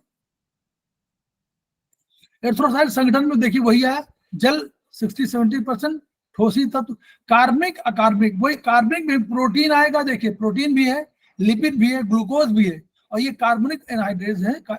ये सब 3-4 प्रोटीन मिलेगा, लिपिड मिलेगा, ग्लूकोज सब में मिलेगा। तो वो सब उन्हीं के, और जो कार्बनिक कोई चीज है तो उसमें हमेशा कोई ना कोई कार्बनिक पदार्थ होगा। तो इन लिए प्रोटीन, लिपिड, ग्लूकोज हमेशा आप मानेंगे हर जगह मिलेगा ये आपको। और ये भी कार्बनिक भी, सोडियम, पोटेशियम, आयरन, ये सब, कैल्शियम सब मिलेंगे। क्यों, क्योंकि सोडियम, पोटेशियम ब्रेन वगैरह शरीर में हर जगह काम आएंगे। आयरन काम आएगा, आयरन के बिना तो लौह पुरुष कैसे होंगे, लड़ने की क्षमता कहाँ से मिलेगी। कैल्शियम बहुत जरूरी, हर जगह आपको देखेंगे, बोन्स में, सब में, हर जगह। तो फास्फेट, जिंक, कॉपर, मतलब यानी ये तो है। अधिकांशतः जो छोटे छोटे पदार्थ है शरीर में, कोई ऐसा चीज नहीं है जो संसार में एग्जिस्ट करती हो शरीर में न हो, असंभव। अब हीमोग्लोबिन का पढ़ लीजिए, बहुत इंपॉर्टेंट है, इसी को पढ़ाना चाहता हूँ। वो हम उसकी बात नहीं कर रहे हैं कि आप कितना पाइकोग्राम है, सब पाइकोग्राम माने बहुत ग्राम से बहुत छोटा होता है। ठीक है, इसको मत पढ़िए। और इसका ये पढ़िए ये वाला कि प्रत्येक ये स्वस्थ व्यक्ति के रक्त में इसका कंसंट्रेशन 14+1 ग्राम बटा 100 ml ब्लड। आप देखिए, जब भी पढ़िए यूनिट जरूर याद रखिए। जैसे 14+-1 ग्राम, ये तो आपने याद रखा, ये कितने में होता है, 100 ml ऑफ ब्लड का 100 ml जो होगा उसमें 14+1 है। ऐसा नहीं 14+1 कह दिया तो अधूरी सूचना होगी। 14+-1 ग्राम पर 100 ml ऑफ ब्लड, ये पूरी यूनिट है। तो इसको ये ऐसे बोलिए। अब देखिए क्या है हीमोग्लोबिन, माने हीम और ग्लोबिन दो हुए। तो हीम और ग्लोबिन, अब यहां पर समझ लीजिए, देखिए ये चित्र देखिए, हीम और ग्लोबिन, यानी ग्लोबिन है और उसमें 4 हीम है। तो एक ग्लोबिन अणु है और उसमें चारों तरफ हीम है, लेकिन इससे काम नहीं बना। अब इसमें हीम अणु में, हीम की बात कर रहे हैं, वो हीम में क्या है, 4 पायरॉल रिंग है और फेरस अणु है। तो फेरस यहां कर दिया गया, उसके चारों तरफ ग्लोबिन करा दिया गया और पायरॉल को 4 बना दिया गया। और एक कहा गया, एक रिक्त था। ये केमिस्ट्री की बात है, इसमें बहुत आप जानने की जरूरत नहीं है, केवल सामान्य जानिए कि एक बॉन्ड ऑक्सीजन जुड़ सकता है, बस इतना जानिए। तो वो क्या किया कि इसमें हीमोग्लोबिन ने क्या किया, वो चूंकि बॉन्ड ऑक्सीजन का है ना, उसको जोड़ लिया। रासायनिक सूत्र छोड़ दीजिए, कोई जानने की बहुत जरूरत नहीं है, बस केवल जाने कि कुल रक्त में, आपके कुल रक्त में लगभग 3.0 ग्राम आयरन उपयोग हो रहा है, बस ये जानिए। जो आपका रक्त है 5 लीटर के आसपास, उस लीटर में 3 ग्राम आयरन आपके यहां होना चाहिए, बस ये उसका अर्थ है। अब आप देखिए, अब इसने एक और चीज कही, हमने कहा ना कि ये उसमें ऑक्सीजन अणु जा सकता है, इसने ये कहा कि 4 अणु, देखिए ये लिखा, 1 अणु हीमोग्लोबिन पर 4 अणु ऑक्सीजन के जुड़ने की क्षमता है, यानी हीमोग्लोबिन का 1 अणु है और 4 अणु को ले जा सकता है। अब देखिएगा नेचर करने, अब एक प्रश्न ये पिछली बार शायद आ गया था, 1 ग्राम हीमोग्लोबिन में कितना मिलीलीटर ऑक्सीजन है, ये शायद प्रश्न आ गया था, बहुत कठिन इसलिए हो गया था, ये हम लोग याद ही नहीं रखते हैं ना, कोई याद नहीं रखता इसको। वो आ गया था शायद 1 ग्राम हीमोग्लोबिन में 1.34 मिलीलीटर ऑक्सीजन। हालांकि बहुत मटेरियल नहीं है, जितना न जानेंगे तो भी अंतर नहीं पड़ेगा फिर, लेकिन ये जानिए कि 4 अणु ऑक्सीजन के जुड़ने की क्षमता बता रहा है। अब क्या हुआ, जब ये गया और इसने 4 अणु लेके गया, इसने वहां पर सेल से कहा कि भैया हमारे पास 4 अणु आए हैं, ले लीजिए। उसने कहा नो, हमको तो एक ही जरूरत है, हम क्या करेंगे, हम रखेंगे कहाँ ना, हम तो एक लेंगे। उसने क्या किया, 1 अणु ऑक्सीजन ले लिया, 3 अणु नहीं लेता है। हमारे यहाँ किसी को देने जाइए कि साहब आपको हम 1500 रुपए देंगे, तो कहेंगे हम पूरा दे जाइए, 1500 और दे जाइए हमको। ये नहीं कहेगा कि हमको तो 1000 की आवश्यकता है, तो हम 1000 लेंगे। तो वही है यहाँ, ये नेचर देखिए, नेचर ने कहा, नेचर नहीं कह रहा है, आपका शरीर नहीं कह रहा है, आपका अणु नहीं कह रहा, आपका सेल नहीं कह रहा, वो कह रहा भैया ना, हम तो 1 अणु ऑक्सीजन लेंगे, हमको वही जरूरत है। तो उसने 1 अणु ऑक्सीजन लिया। जैसे लिया तो पहले इसका रक्त का रंग क्या है, स्कारलेट रेड। देखिए, या इसको भी याद करने की आवश्यकता है, स्कारलेट रेड, अंग्रेजी में याद रखिए, स्कारलेट रेड है। जैसे ही इसने ऑक्सीजन हटाया और उनसे क्या किया, ऑक्सीजन दिया और कार्बन डाइऑक्साइड ले लिया और कुछ वेस्ट प्रोडक्ट भी ले लिया, तो इसका रंग बदलने लगा और ये पर्पल रेड की ओर कन्वर्ट होने लगा, हल्का सा बैंगनी होने लगा, पर्पल रेड बैंगनी होने लगा। जब ये पूरा घूम आया, और ये पूरा घूमता है 0.7 सेकेंड्स में, 0.7 सेकेंड्स में ये घूम जाता है पूरे शरीर को। तो जब वहां से लौटा तो ये पर्पल रेड हो जाएगा। तो पर्पल रेड माने बैंगनी, तो पर्पल रेड वो हम जो, इसीलिए हम लोग शिराओं में जब देखते हैं, तो शिराओं जो धमनी और शिराएं कहलाती हैं, आर्टरी और वेन्स, तो वेन्स में रंग पर्पल रेड है और धमनी में क्या है हमारा, स्कारलेट रेड। ठीक है। और एक देखिए, 1 अणु ऑक्सीजन को हीमोग्लोबिन जुड़ने हुए तो फेफड़ों में मात्र 0.003 सेकंड लगते हैं। देखिए कितनी तेजी से होता है। ये देखिए, उसको तो समय अधिक दिया गया है, लेकिन नहीं, 0.003 सेकंड इतना एक्टिव है कि तुरंत जो है, तो जैसे गया वैसे पूरा का पूरा ट्रांसफर हो गया, तुरंत 0.003 सेकंड लगता है। ठीक है, ये इंपॉर्टेंट है। अब एक पॉइंट और है जो इंपॉर्टेंट है, एरिथ्रोसाइट में न्यूक्लियस नहीं होता है। हम लोग पढ़े थे ना कि सब में न्यूक्लियस होता है, इसमें न्यूक्लियस नहीं होता। क्यों नहीं होता?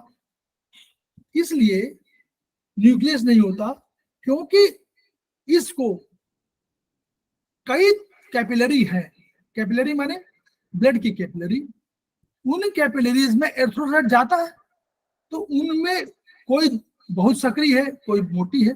तो इसका जो, अगर ये ऑक्सीजन, अगर इस पे रहता वो न्यूक्लियस, तो इसका आकार और बड़ा होता और ये उसकी आज्ञा अनुसार काम करता। वो कहता हम नहीं करेंगे। अगर आपका न्यूक्लियस कह दे कि मैं नहीं काम भी करूंगा, तो क्या होगा? तो एरिथ्रोसाइट में जब जन्म होगा एरिथ्रोसाइट का तो होगा, लेकिन जब ये आपके ब्लड सर्कुलेशन सिस्टम में आएंगे तो न्यूक्लियस नहीं होता है। क्यों? आवश्यकता आविष्कार की जन्मी, और आवश्यकता पड़ी कि न्यूक्लियस की जरूरत नहीं है, क्योंकि इसका और कुछ काम तो है नहीं, इसको कहीं ऑर्डर लेना नहीं है, इसको सीधे सप्लाई करना है, वहां से ले आना, कोई और कुछ काम करना ही नहीं इसको। तो ये गया और कैपिलरी में वो वहां भी चुपचाप निकल गया, अपने को आकार के चेंज कर लिया, छोटा मोटा यूं करके जैसे होते हैं ना, आपको सक्रिय गली में जाना हो तो आप यूं करके निकाल देते हैं, वैसे ही इसने एरिथ्रोसाइट ने क्या किया, न्यूक्लियस न होने की वजह से ये आकार ले लिया, और न्यूक्लियस इसलिए नहीं है क्योंकि इसको और कोई काम करना ही नहीं है, इसको जाना है, ऑक्सीजन देना है, कार्बन डाइऑक्साइड लेना है, वहां से लेने का चुपचाप ले आना है, और वो जो सक्रिय रास्ते हैं, सक्रिय जो वो है कैपिलरीज, उन कैपिलरीज में चुपचाप जाना है और अपने आकार को परिवर्तित करके निकल जाना है, इसलिए न्यूक्लियस नहीं होता है। एक निगेटिव पॉइंट क्या है, न्यूक्लियस नहीं हुआ तो न्यूक्लियस चेंज नहीं कर सकता अपने को, यानी सेल चेंज नहीं कर सकता अपने को। तो अगर जनन काल में यदि कोई फैक्टर की कमी हो गई तो उसके पास तो न्यूक्लियस है ही नहीं, वो किससे सहायता मांगे, क्या काम करवाएगा, कुछ नहीं काम करा सकता, क्योंकि न्यूक्लियस के आदेश के बिना पत्ता नहीं हिल सकता। वो कहेगा कि तुम इधर बैठ जाओ तो उसको बैठना पड़ेगा। तो माइक्रो सारे एक्शन अपने आप कर रहे हैं, अपने हिसाब से कर रहे हैं, न्यूक्लियस का कोई नियंत्रण है नहीं, क्योंकि न्यूक्लियस है ही नहीं। तो ऐसी दशा में अगर कोई फैक्टर की कमी हो गई और हीमोग्लोबिन की सामान्य मात्रा नहीं हुई तो उसको एनीमिया कहेंगे। जब भी एनीमिया की बात होगी तो यानी ये मानेंगे कि हीमोग्लोबिन की मात्रा सामान्य से कम है, इसको खून की कमी कहते हैं। तो खून की कमी ना होकर के हीमोग्लोबिन की कमी होती है। तो अब अगर हीमोग्लोबिन की कमी हो गई तो कोई भी चीज आप उपलब्ध करा दीजिए, जो पहले से एरिथ्रोसाइट बने हुए हैं उनमें हीमोग्लोबिन नहीं बढ़ेगी, क्योंकि उसमें न्यूक्लियस है ही नहीं। कोई ऑर्डर किसी को मानना ही नहीं है, कोई फंक्शन करना ही नहीं है, शेष काम जो बना पहले से निर्धारित है वही करना है। इसलिए लेकिन निराश होने की आवश्यकता नहीं है। जो अब आप ट्रीटमेंट कोई करेंगे तो आप एरिथ्रोसाइट नए बनाना शुरू कर देंगे। आप ऐसा ट्रीटमेंट करेंगे हम लोग उसमें कि जो एरिथ्रोसाइट, भाई ब्लड तो हमेशा खत्म हो रहा, भाई एरिथ्रोसाइट नष्ट हो रहे हैं, बन रहे हैं, तो जो नए बनेंगे उसमें आप वो ट्रीटमेंट कर देंगे तो वो सामान्य हो जाएंगे। तो पुराने खत्म होते रहते हैं, और नए बनते रहते हैं, इसलिए जो है ये वाला हो जाएगा। थोड़ा सा अभी एरिथ्रोसाइट बनाने के लिए क्या करना होगा? है एरिथ्रोसाइट बनाने के लिए क्या करना पड़ता है? नहीं, वो तो आयुर्वेद और चाइनीज बताएगा। वहां ये यहाँ की ओर ये समझिए कि अगर वो तमाम है, आपको आयुर्वेद में तमाम मिल जाएगा एरिथ्रोसाइट बढ़ाने का। वो उनका कहना ये है कि ये हम उसकी बात कर रहे हैं कि अगर मान लीजिए जैसे डॉक्टर भी देता है ना, एलोपैथ डॉक्टर भी देता है एरिथ्रोसाइट बढ़ाने का, तो यानी जो नए बनेंगे, भाई बोन मैरो बनाना तो बोन मैरो ट्रीटमेंट भी होगा। अगर आप बोन मैरो का ट्रीटमेंट करेंगे तो बोन मैरो में हमारे GB39 है, वो भी बोन मैरो का ट्रीटमेंट है, तो वो आगे हम लोग उसमें पढ़ेंगे। लेकिन इसमें बता रहे हैं कि अगर मान लीजिए पुराना कोई है तो हीमोग्लोबिन कभी हो गई तो हो गई, लेकिन जो नए बनेंगे भाई नष्ट होते रहते हैं, बनते रहते हैं, तो नए तो बनेंगे, उसमें ट्रीटमेंट करेंगे तो वो नए ठीक हो जाएंगे। ये इनका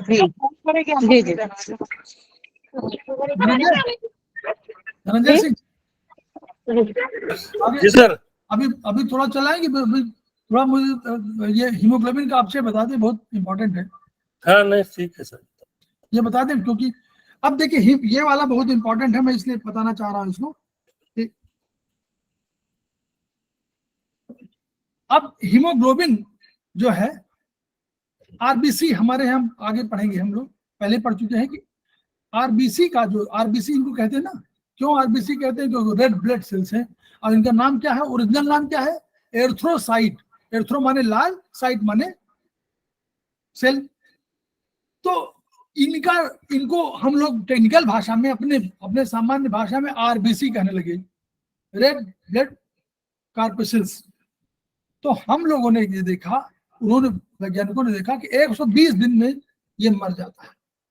पुराना हीमोग्लोबिन जो होगा, ठीक है, एरिथ्रोसाइट, वो 120 दिन में मर जाएगा।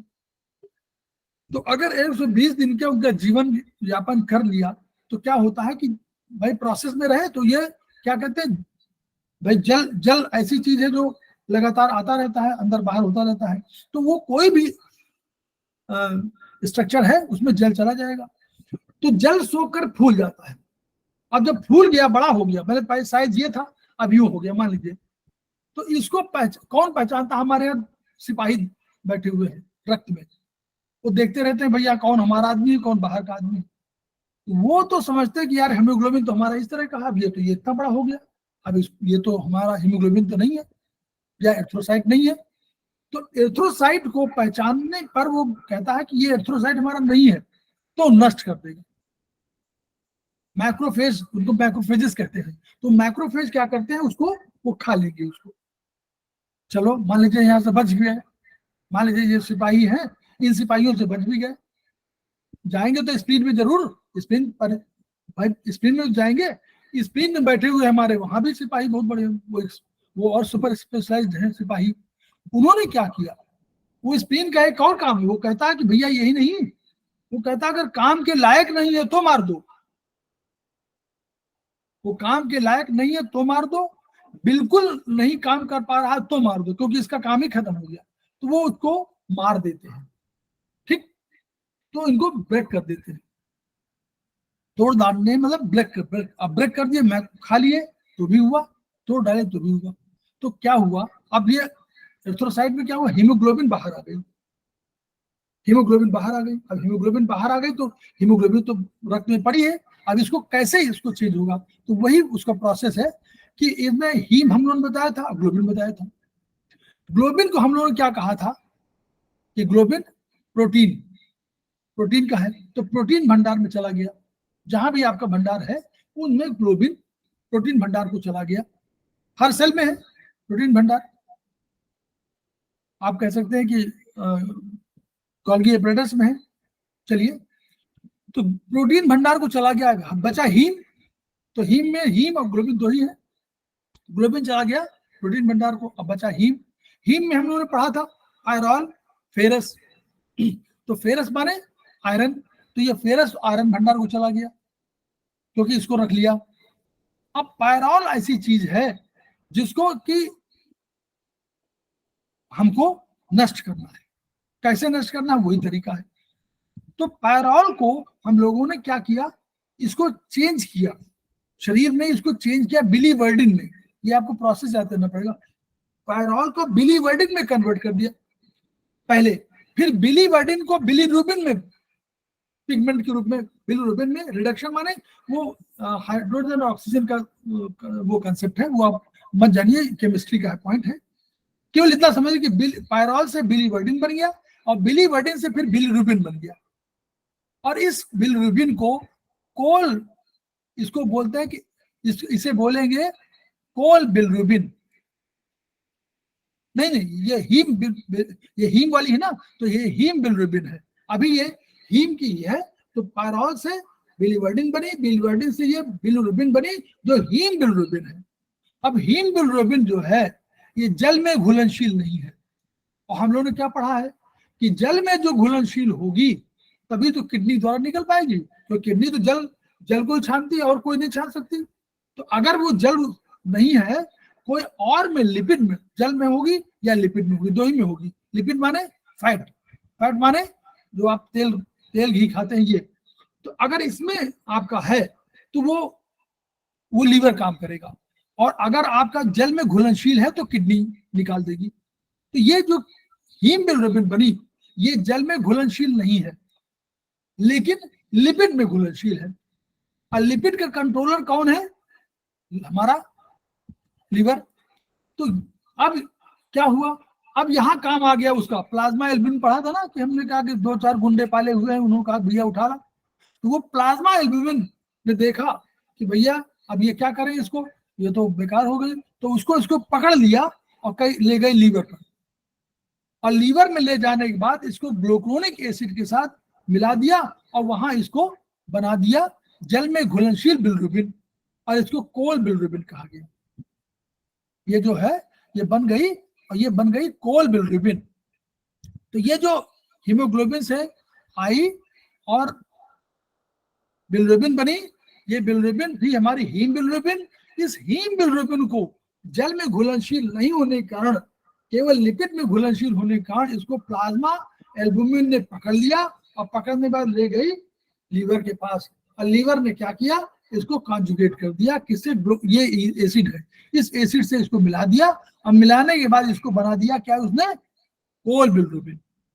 अब जब कोल बिलिरुबिन बन गया तो ये क्या हुआ, हमारे पास दो हैं, लीवर के साथ गॉलब्लैडर है, तो दोनों बाइल जूस निकाल रहे हैं ना, तो बाइल जूस के साथ इसको निकाल दिया, और बाइल जूस के साथ निकाल दिया। निकालने के बाद ये क्या आएगी, ये पहले आई पैंक्रियाज में, पैंक्रियाटिक डक्ट के पास, और वहां दोनों डक्ट मिल करके, पैंक्रियाटिक डक्ट और दोनों मिल करके चली गई ड्यूडेनम। ड्यूडेनम माने जो स्मॉल इंटेस्टाइन का पहला पार्ट ड्यूडेनम है। जैसे ही स्टमक से खाना भोजन निकलता है उसको काइम बोलते हैं। जैसे काइम बोलते हैं तो काइम में क्या होता है, 1.2 pH का होता है, वो तरल टाइप का, सॉलिड कम सॉलिड अधिक तरल, तो उसकी तेज गति होती है और इतना एसिडिक होता है, हाईली एसिडिक होता है कि उसके लिए ड्यूडेनम मोटाई दीवारों के दायरे में मोटी होती है और मोड़ होता है। जैसे आप देखते होंगे कि ट्रेन बस जा रही हो तो जो आपका पुल बनाते हैं, पुल हमेशा सीधा नहीं बनाते हैं, पुल को तिरछा बना देते हैं ताकि स्पीड आपकी थोड़ा सा रुक जाए। इसलिए ड्यूडेनम की दीवारें थोड़ा सा तिरछी होती हैं, मुड़ी हुई होती है।